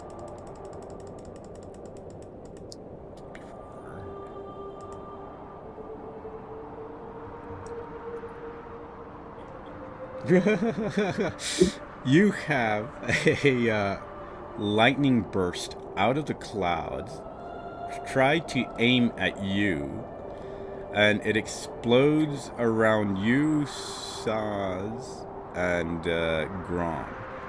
But for now, it does not hit you, Cub, but I will have... I think, Tarnik, you're on Shiv, right? So if Shiv is... No, Tarnik's walking next to Shiv. Oh, you're walking. Okay. Yeah, like yeah. Well then, so like leading him with like a bridle. So I'm gonna have Cub, Tarnik, Saz, and Grom all roll me a athletics or acrobatics check as lightning blasts and throws stone and tries to crack this land bridge here. Is this magic lightning? Let me see if it is, actually. That's a good question. Well, it was nice knowing you all. Uh-oh. Is Cub falling to his death? Oh, I got a 19. Oh, well, there you go. So, what are we? What is this? Is this a? It is not. Can this magic. be a dexterity save? It is not magic, unfortunately. Athletics or acrobatics? Yeah, athletics or acrobatics. And this is to avoid falling off the thing? Correct. That's about what I figured. Does Grom get any advantage for having the climbing kit? Oh yeah, you get an advantage for having the climbing kit, since you and Dave are both what do you call it? Using it actively. What's the cap again? So it's going to be either athletics or acrobatics at DC 17. Well, I barely made it. I did not. Remember me! Saz also did not. Saz fails with a grand total of 9. Oh, God. Okay. With Saz being so close, Shiv slides off and underneath him. Ooh, excellent. So have Shiv roll me an acrobatics to see if he can capture Saz. So, I'm gonna pop out one of my divinity charges or whatever and pull my wings out. 20 was the first number, so. Okay. So yes, you are able to capture Saz with Shiv. And so Kalen, you are falling, and you're gonna use a divinity to get some divine wings. Yeah. And Grom, you are good. And Cub, you said you made it? Yeah, with a 19. Excellent. All right. So you are able to make it as this thing blasts into that particular part of the area, creating a crater, but the land bridge is holding. And everybody else in front hears this shattering thunder and crack of earth as people almost fall, and Kalen and Saz do fall. But Shiv, quick to the reaction. Kalen, you are flying now. All right. Tarnik yells out.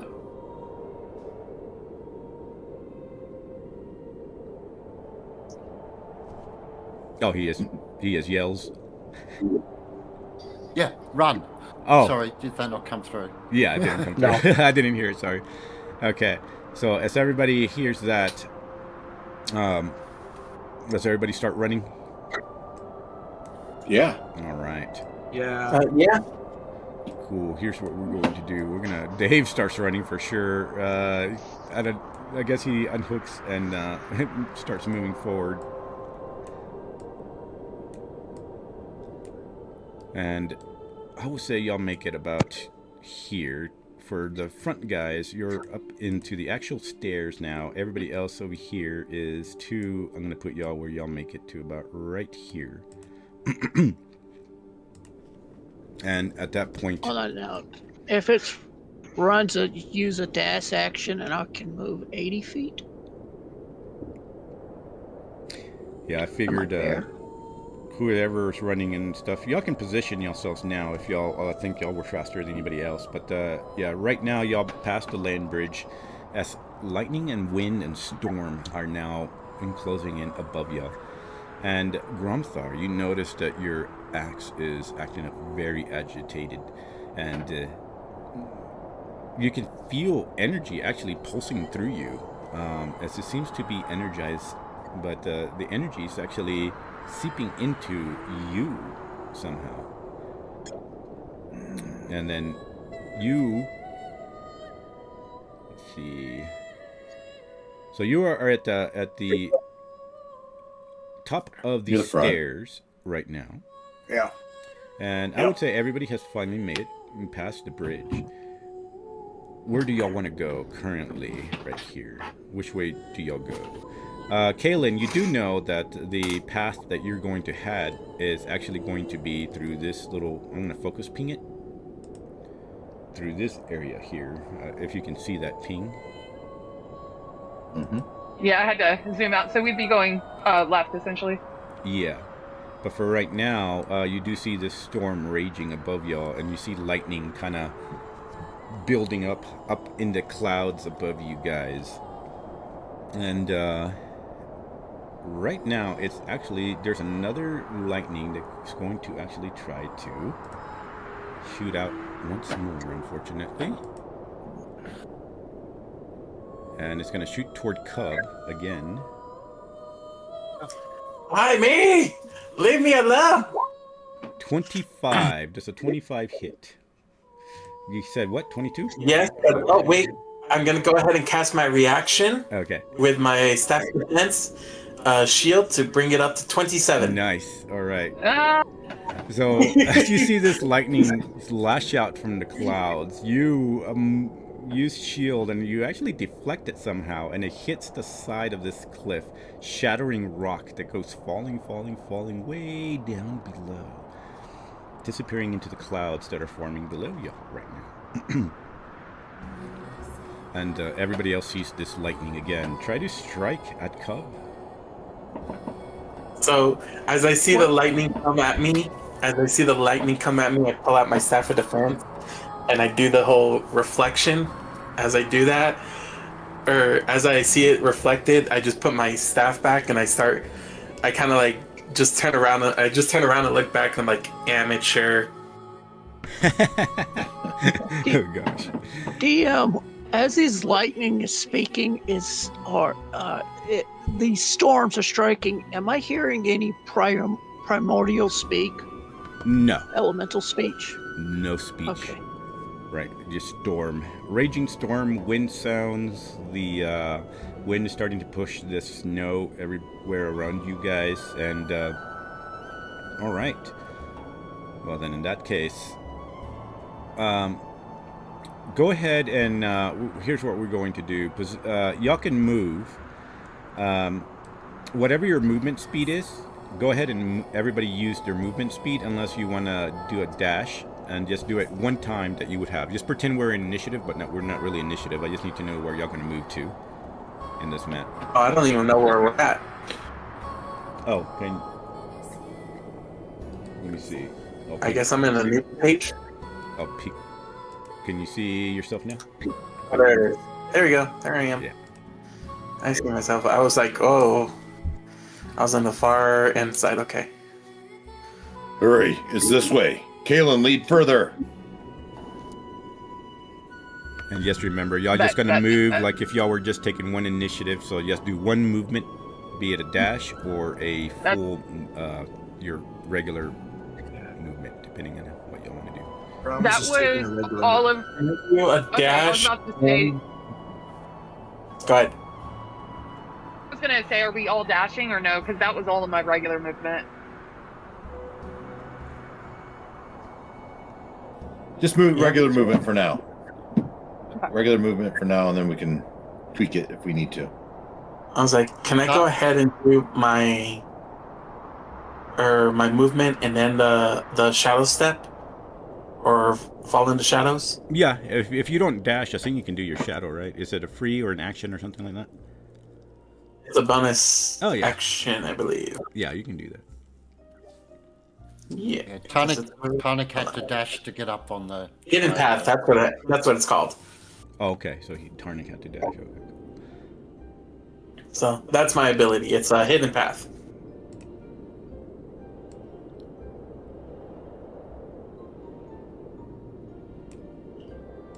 God dang. I was like, why am I at the edge of the cliff on this far side?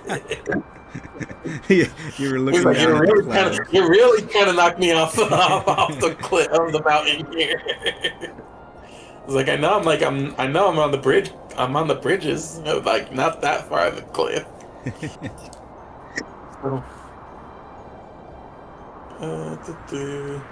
I'll go right there. That's my 30. And then I'll do my hidden path, which will give me 60 feet of movement. You're kind of trying to compete with some also over here. Holy cow. Okay. Well, so my hidden path can let me teleport up to 60 feet by myself. If I have to take anyone with me, I can only take them up to 30 feet. But I can go the full 60, but they only go 30 feet, so they go half my movement. See, Silent will. Silent's actually going to go.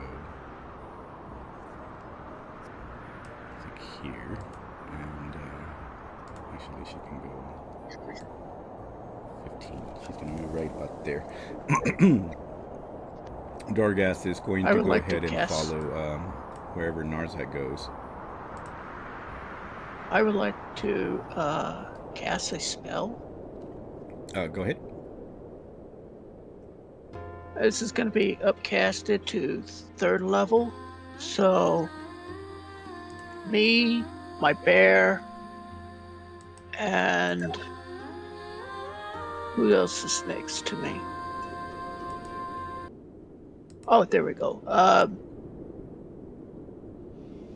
What's the bull's name again? I'm sorry, I'm scatterbrained. Who? Grom? Grom? Yes. Grom. Our movement increased by 10 feet. Oh, nice. Okay, in that case, I'm going to go. Right.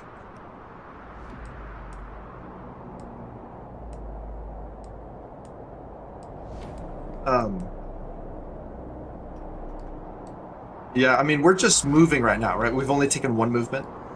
Yeah. So basically, I just need to see where everybody is moving toward and stuff. So where everybody's positioned here. All right. So our speed increased by 10 feet for an hour. 1, 2, 1, 1, 1, 2, 1, 2, 3, 4. So the largest group is... Alright, so here's what we're going to do. So for Drorgas, Midnight, Narzag, Dave, and Grom, y'all see a large bolt of lightning come down right in the middle. And all of y'all are going to roll a... What is this? Oh god. That's going to be very painful.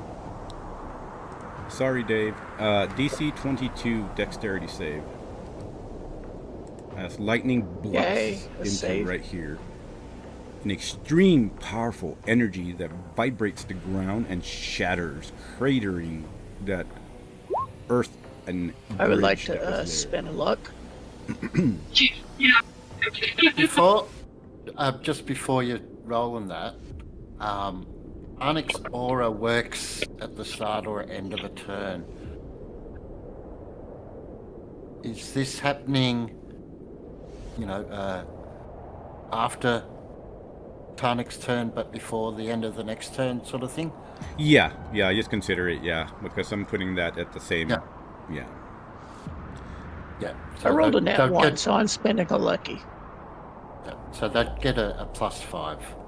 Excellent. Now, who's getting targeted with this? So, everybody that's basically... Let me see, can I do a circle? So, anybody that's right here. Okay. Well, Dave and Josh have a... Are you guys still tethered or no? Oh yeah, no. That would. This is different. This is it's mainly more for damage actually. Good luck. Do we have any saves or is it just damage? Oh no, that's gonna be the dexterity saving throw. It's DC 22. All right. Here we go. Now I have advantage on my dex saving throws due to my new crossbow. Ooh, excellent. So you do have +5 from Tarnik. Okay, so I get +5 in advantage. Here we go. So it's going to be a 19 + 5. So I will save. Poor Dave. He was a nice character. Okay, so you do save. 18 + 5, 23. 23. All right. Oh my god. Poor Dorgoth. Drogoth, no. Is this his end finally? Bordak called him back. And is this lightning or like thunder? Lightning. It is lightning, and whoever fails is also going to be stunned, and it takes...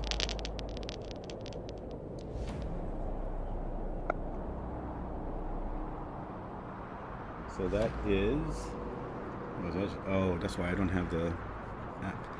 57 lightning damage. Will it be half if we save? Correct. Okay. Dave does not save, unfortunately. I didn't have to push him off the bridge. Grom's gonna help him in a minute. Whenever it's Grom's turn, he can do something. He gets flown, bam, over here, bam. Drogas does not save either, so he takes 57. Boom. 57. No. I'm too far away to do anything, I'm afraid. Alright. Yeah, but anybody else who saved will take half of that. Alright, so that's the end of that turn.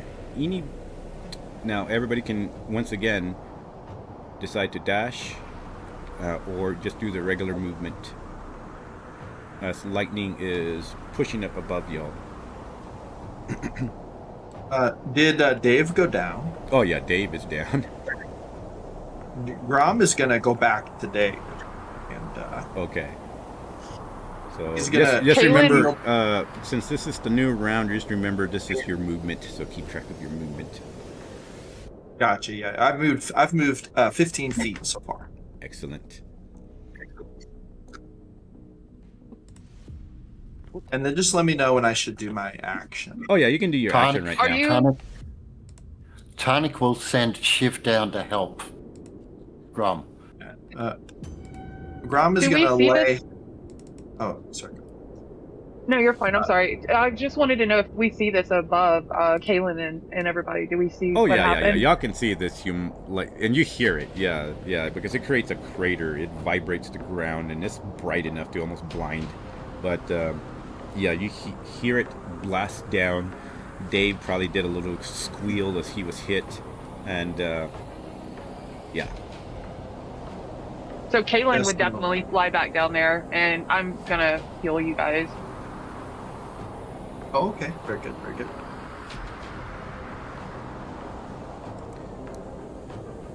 Grom is gonna be like, heal Dave first.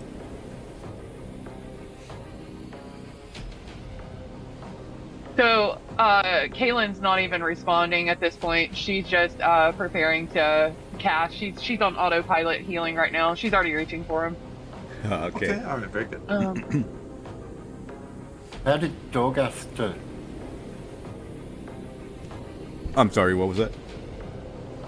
How did the displacer beast do? It well, he's at a quarter of his health right now, It can blink. and he can blink, but not that kind of blink. But it's that because he's at what 28 out of 85. Yeah. So Tarnik will walk up to him and cast Cure Wounds on him Oh, nice. for 16. 16. Yep. Excellent. I put 10 on I cast healing, mass healing word. Excellent. That would bring. Oh wait, hold on. That did not apply my bonuses, I don't think.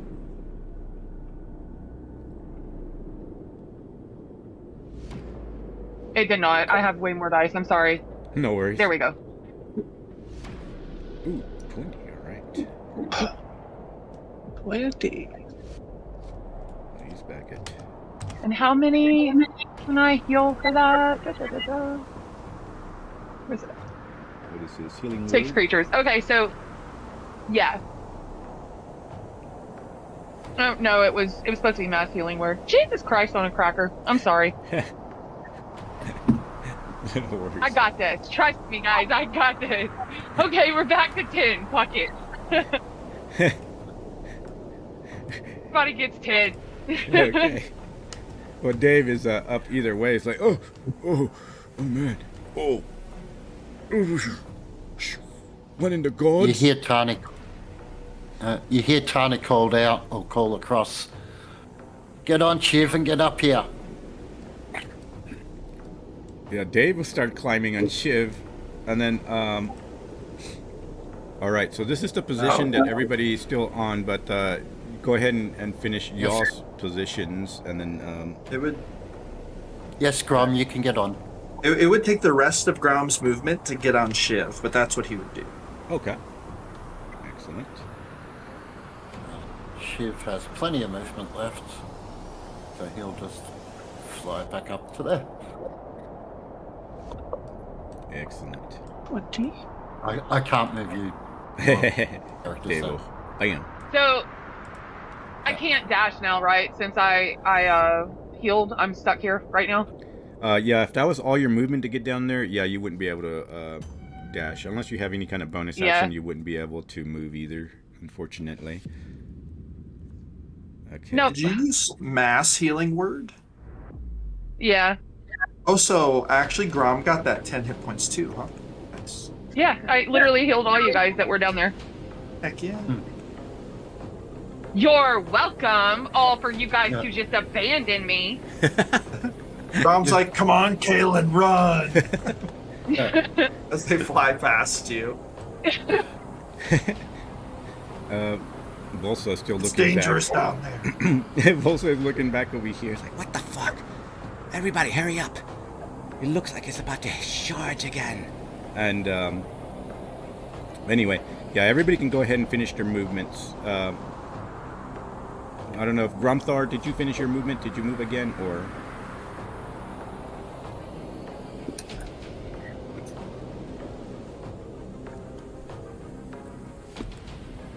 Uh-oh. Did we lose Grumthar?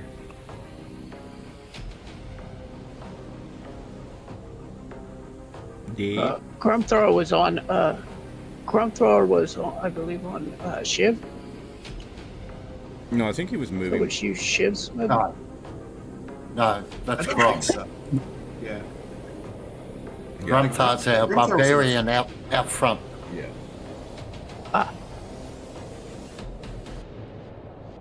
Maybe he's doing something?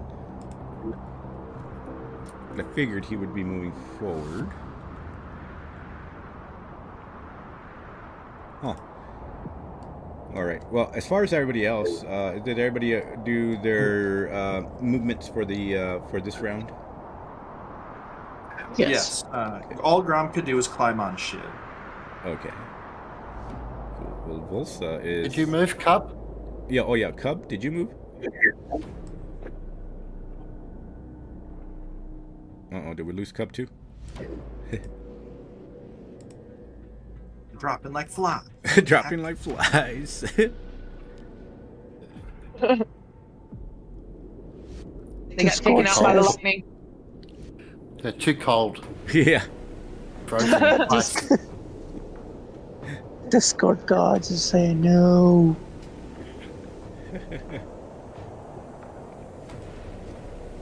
Let's see. Ping.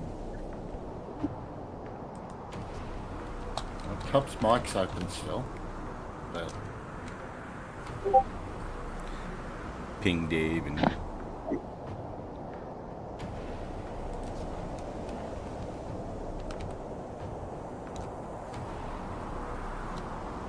I can't see his full name. Okay, I'm back. Oh, I'm sorry. Okay. I think you have one more movement, Cub. For One more this round. movement. Yeah, we did. This is the second round of movement, so... Okay. I guess I will go right here. Kind of hide behind these pillars of rocks, in a way. Okay. Oh gosh. Look up that cover. Oh man, I gotta see what Silent's gonna do because this is getting interesting now. D100. Okay, so she's gonna keep moving this way. Oh jeez. Okay. All right. So that's 1, 2, 3, 4. I think that finishes everyone. All right. So now it's going to do its turn. Poor Dave. Okay, so another lightning slams. Oh my god. Oh.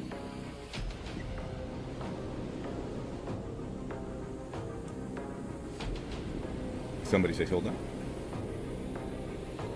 Yeah, something cut off. Yeah, I thought I heard somebody say something. If it was me, I literally was just responding. I didn't realize my mic was open. I just said, "Oh my god," when that happened. So Sorry. everybody right here is going to roll a dexterity save 22 DC. Now, I'm assuming we still get the +5 from Tarnik, right? Yeah, yeah. Okay.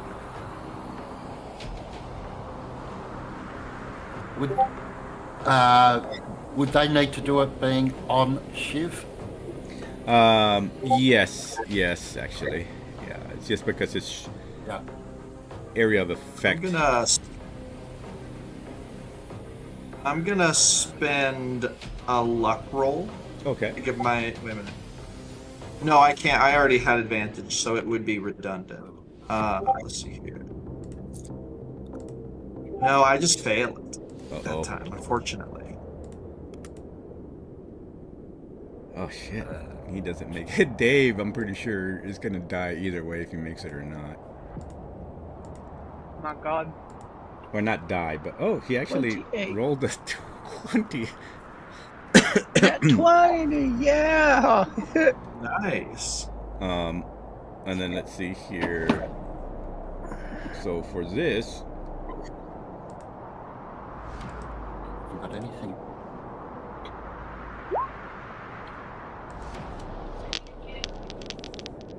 so anybody who fails, I'll just go ahead and roll this. Takes 65 lightning damage this time. Ooh. Dave is back down again. Dave is falling off Shiv. And let's see. Oh, he doesn't make it either. Drogath gets hit. Drogath falls too. The lightning blasts and vibrates the ground, shooting debris up into the sky.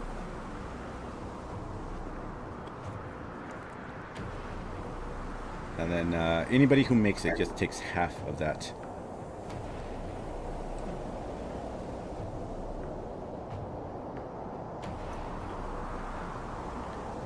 Shiv's still up. Tarnik's up. All right. Do I do have to make a con save because I'm at half of my health? No.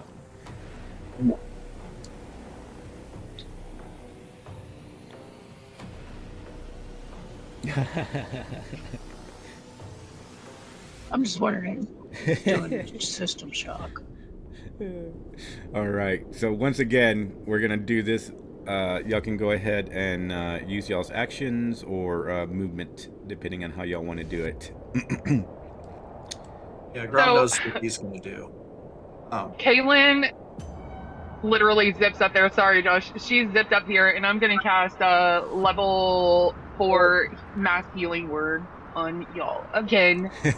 Dave. Nice. Dave is just like in 13. and out.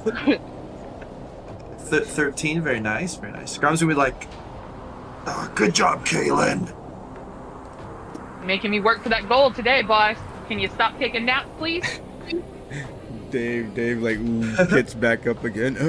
Oh my god. Oh, the gods. Oh, what is that thing? It keeps. Grom's going to yell, Everyone split up. Dave, just don't go to the light, my good dude. Just stay with us. He's like, no, I'm trying to get away from the light. It's so bright. So Tarnik will help Dave get up back onto Shiv and mount Shiv himself. Okay. Grom, you still here? Grom's going to get off Shiv and run in a different direction. Run! And he'll spur Shiv on for his full 90 feet. Ooh, nice. I'm going to use a dash action to run 80 feet. Okay. So you're going. Okay. I was just gonna do the same thing. And then Grom is going to cast a second, a second level Cure Wounds on himself. Okay.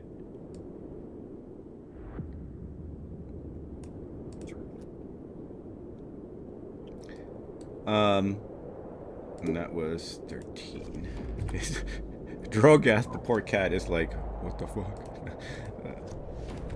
He's just trying to figure out where to go. He's got to go. Freaking, he's gonna dash. Freak this, he's like freaked out. Does it take an action to stealth? Hold it. I'm going to try to stealth against the lightning. Hold it.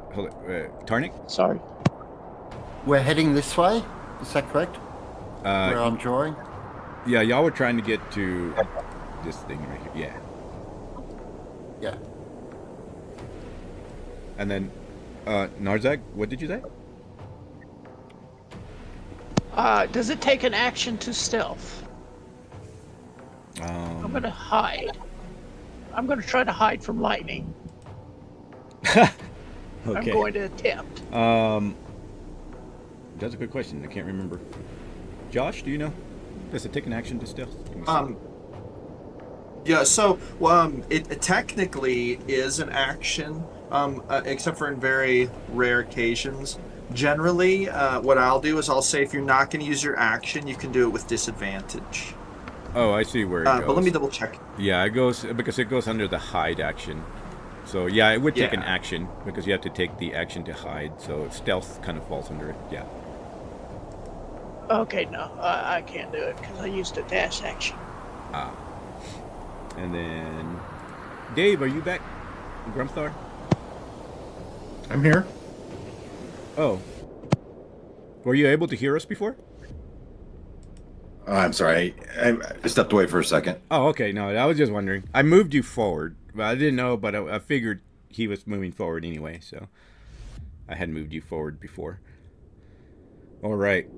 I think, and Dave, I think I moved you. I think you haven't moved yet, have you? Or did you already move? We're already at the next round. I had moved forward once. Okay, so that means I moved you the last round. This is the next round, so you can move again. Okay. We'll go here. Right there? Okay. Let me see here. All right. With that being said...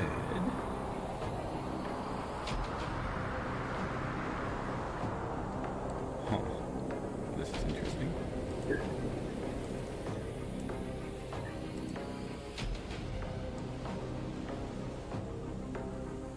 That's weird. Wait, this is change. How much?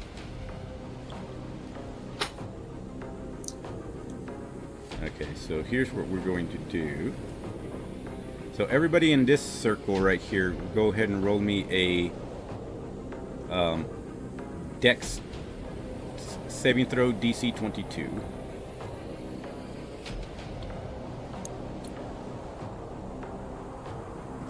+5 from Tonic. Poor Dave. Oh my god. Dave cannot get a break. He's over here like riding on ship. Oh my god, it's following me. Dave. He just keeps getting knocked out. Get back to life. Get knocked out. Is this lightning again? Yeah. Can I use my storm gouge as a lightning rod? Ah, that'd be interesting. I'll tell you what. I was thinking about that. You can certainly try. Clever girl.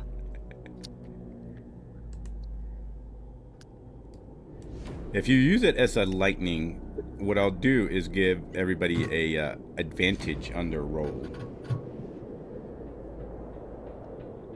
Because you would get a you would sense that it starts to have a reaction if you do that. But for now, we're gonna give everybody a advantage. So as the lightning, the static energy starts to, the goosebumps and the hairs of my arms start to rise. I feel it, and I just raise the storm gouge above my head. And I will get my second,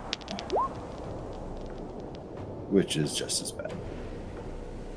Which probably means I do absolutely attract the lightning. My god. This thing rolled so well. Holy shit. So whoever fails takes 94 lightning damage. Oh my god. That rolled so well. I've never seen so many 12s. Holy cow. Dave is for sure down. It doesn't even matter if he saves. What was the save number? DC 22, Dex. Okay, I probably had So no he chance dead, of getting that. No, actually, he's not. He actually has pretty good hit points, so it doesn't go like it. Still didn't make his double his sting, but Yeah. What was it 96? Is that what you said? What did I say? 97, 94. Shiv is down, but basically unsummoned. Oh gosh. Oh no, not Shiv. They need Shiv. He's fast. So And Tarnik goes down, but wipes himself off and stands back up. oh god. Orc resilience. Yep. We're gonna put Shiv over Nice. here for now. Dave is down on the ground again, unfortunately. By this time he has saliva and his tongue is sticking out because he's been shocked so much. Alright. There wouldn't happen to be a secret god here in the mountains that I can, buy a parapet of healing or anything real quick. I'm just throwing that out there, just Well, random wild vendor. technically. But Run! Everybody just funny, Run. funny that you mentioned that. But, yeah, damn it. but for now, I think everybody is. This is the next round. So this is the fourth round now. So everybody can choose to action dash or normal movement, whatever they want to do. Where is this creature, by the way? I would like to attempt to Are you talking hide. about whatever's attacking you? Over there. Yes. There, you don't see a creature. All you see right now is just lightning from the clouds slashing down on you guys. Wait, you see lightning? Okay, hold on. I have a spell. No. Call lightning. Because we need more lightning. But there is a. But here's the thing, though. Look, at the very end of it, it says here, if you're outdoors in a storm when you cast the spell, the spell gives you control over the storm instead of creating a new one. Under such conditions, the spell damage increases by 1d10. Nice. So basically, if this is a storm of lightning, I guess in a way it's like, instead of me creating an actual call of lightning spell, I just take that lightning, whatever storm effect that's throwing out those lightnings, I take full control of it. You know what I mean? Yeah, for sure. Yeah. So if I could use that, then I can just call lightning and just keep directing the lightning away from everybody. Let me read what it says here. All right. Grom is going to cast Mirror Image on himself because his new crossbow gives him, when Mirror Image is active, he also gets resistance to a chosen damage type. I think, let me double check, make sure. So this one, okay, because he's not using his actual. Okay. Alrighty. Well, it depends if you wish to try to do that on your because you still have an action and you have movement, Cub. So because you're still kind of right there hiding behind that rock. Let me double check bonus actions. Oh.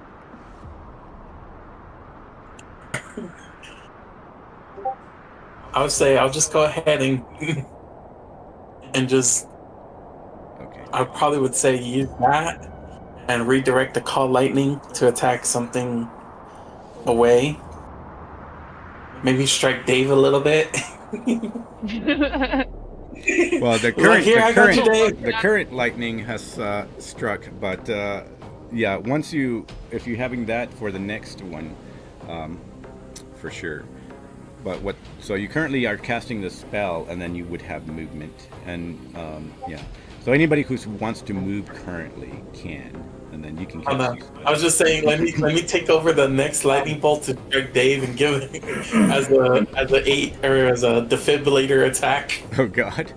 Wait, we can move more than what our dash already allotted, or No. If you haven't dashed like, and stuff, you can you can use an action to dash. But, yeah. DM, is the measurement of 210 feet the actual distance to the point we're trying to get to? Correct. Yeah. The map is too okay, scale. then Saz is done with this. Saz is going to move up to Silent. Spooky. Grab a hold of her and cast Dimension Door to teleport to the location we're supposed to be getting to. Oh, okay. So y'all gonna teleport all the way. Did Silent eat him? Oh, there he is. There we go. Oh, teleport. Oh, I can't move her. Yeah. Bam. All right. So as soon as you... GM Grom? Oh, go ahead. Oh, go ahead, sorry. No, go ahead. Oh, I was just going to say for Grom. So Grom, what he did was he cast Mirror Image. He uses movement to move 30 feet. And then he's going to use his... bonus action. And this might affect other people too. But he's going to use his bonus action to use Mantle of Inspiration. He's going to expend to use a Bardic Inspiration, and he's going to roll a Bardic Inspiration die. Mine is a D12 now because of the bow. I'm going to roll it. So I rolled an 11. So what is that? I can choose up to here. I'm going to choose up to 5 people. I'm going to choose the 5 characters closest to me. So I'm going to choose Cub, Narzag. I'm going to choose Kaylin. Is Dave up or is he still down? Dave, I think, is still down this time, right? Kaylin, or... Okay. No, I gave him healing. I healed his dumbass. Okay. 11. Excellent. Is Drogoth still up? Drogoth is still up. He's over here at this mountain area there. Yeah. Then I'm gonna give it to Drogoth, and I'm also gonna give it to I'm gonna give it to Dave. So those 5. Actually, no, I take it back. I'm gonna pull back the one from Drogoth, and I'm gonna give it to myself. So it's gonna be 5, including myself. Okay. Okay. Now, each of those creatures gains temporary HP equal to 2 times the number rolled in the Bardic Inspiration die, which will mean 22 temp HP. Ooh. Now, this is on top of Tarnak's temporary HP he gave us earlier, right? No, it's replaced. Whichever's higher is the one that you can use. They won't stay. Oh. Yeah. And then any of the creatures that I did this to could use their reaction to move up to their speed without provoking attack of opportunity attacks. So I'm going to use my reaction. And I'm going to start to... Freaking Dave is going to take his reaction. It's like, ah! And then he's going to... Harry Grom! I can't protect you from lightning. I'm going to be like, stay away from me! Split up! He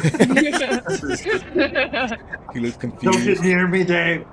Well, how am I going to protect You're you? fucking cursed, Dave.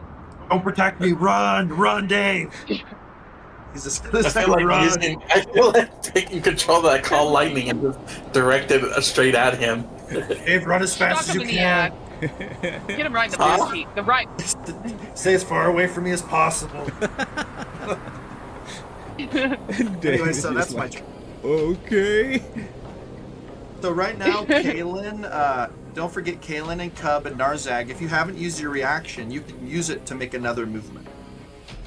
Okay. I am going to go ahead and take this way.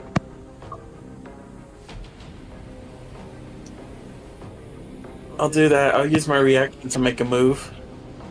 I'm kind of torn, to be honest. I don't know. So Kaylin above table would fly towards... is it Grom or Grum? I keep getting you guys backwards. To Josh's character. Because I'm supposed to be protecting him. But above table, I realized that... Well, you'd hear him yelling. You'd hear him yelling, like, stay away from me, run! Aye, Get away. Captain. How about Narzag? Is he going to use a reaction? Well, first, I'm going to use my action to stealth. Okay. Go for it. 29. As far as you know, Second, you I'm are gonna stealthed. Use my 40 feet movement, move over here, and then use reaction 40 feet movement like I was haste. Oh, 50, sorry. God. I keep forgetting I cast Long Strider. There we go. Just sneaking away. All right. Double the distance. So here's what we're going to do, Cub. Since you cast the spell, we're going to roll a D100. As you feel the pressure of storm being controlled by something else that's pretty powerful. So highest roll wins in this battle of the storms. So we're going to roll a D100. I'm not. Oh, God. I just rolled on mine. Oh, my bad. I rolled a 90 on mine. Yeah, it rolled a 16. Okay, so you feel the lightning bundle up in the clouds and start going for, well, technically it actually goes for Grom. And Grom's ready. You can control the lightning. I want to pull it to straight. Wait, what's that? I want to control it and redirect it to Dave. You're gonna hit Dave? Oh my God! Okay, you're actually gonna do it? Well, okay, let's just... No, not really. Okay, I was about to say, I mean, you can, but that's... Do I have control of it to where I can redirect it to where it doesn't hit anybody? Oh yeah, you can, or where I can it's just move lightning it. right now, so it's yeah. All you feel is going to Grom, so you can redirect it to anywhere. All right, I'm gonna go ahead and redirect it, but I'm gonna like redirect it to where it's closer to Dave. It doesn't hit him, but I want to insinuate the fact that Dave is the lightning rod. So basically what you see is like, you know, when they do those cartoons and their hairs fly up and they scream with big eyeballs looking behind them and they're just running. That's what you see Dave do as he yelps out. And then he like yelps like Zig! a high Zig! scream. Zig! You're zagging too much. You better zig. I'm trying to zig. I don't know what that means. Dave, you have to run. Knees to chest, Dave. Knees to chest. Actually, that's what you see. That's what I was like. The little freaking knee to the freaking chest is what he's trying to do. I'm trying to prove the theory that lightning doesn't strike twice at the same person. In this case, it is. I'm trying to prove it wrong. I'm gonna start burning the stage around him. And as far as Saz and Silent, as y'all pass this area right here, you see, well, kind of at an angle. You can kind of still barely see at an angle on certain high rises of this mountain peaks. The rest of the group running, and you see the lightning that strikes, and I think you might see Kaylin best because she's flying. But you see the group running, and at that point, this area over here, you see a large lightning blast into this mountainside. As in, the mountainside explodes, but the lightning does not disappear. Wind actually starts gathering. The cloud, like a tornado, starts swirling there, pulling the rain and snow into itself as lightning, blue arcs of lightning, actually start circling around this area. And suddenly, Silent and you see this creature emerge from that storm. And it's a humongous creature.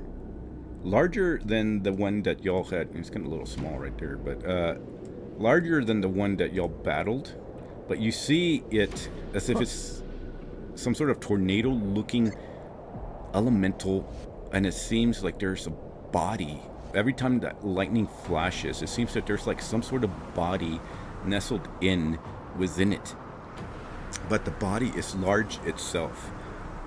This thing is humongous, the size of this mountain here, and it roars and says once again that permeates the entire area, and it shoots out like a small lightning, but it doesn't land, and it hits almost close to where Cub is, and Gromthar's storm gouge is agitated and buzzes with so much power. Gromthar, you can feel the energy pulsate through your body as it almost feeds power into the axe, and you can feel it surging through your blood somehow. You're not sure why.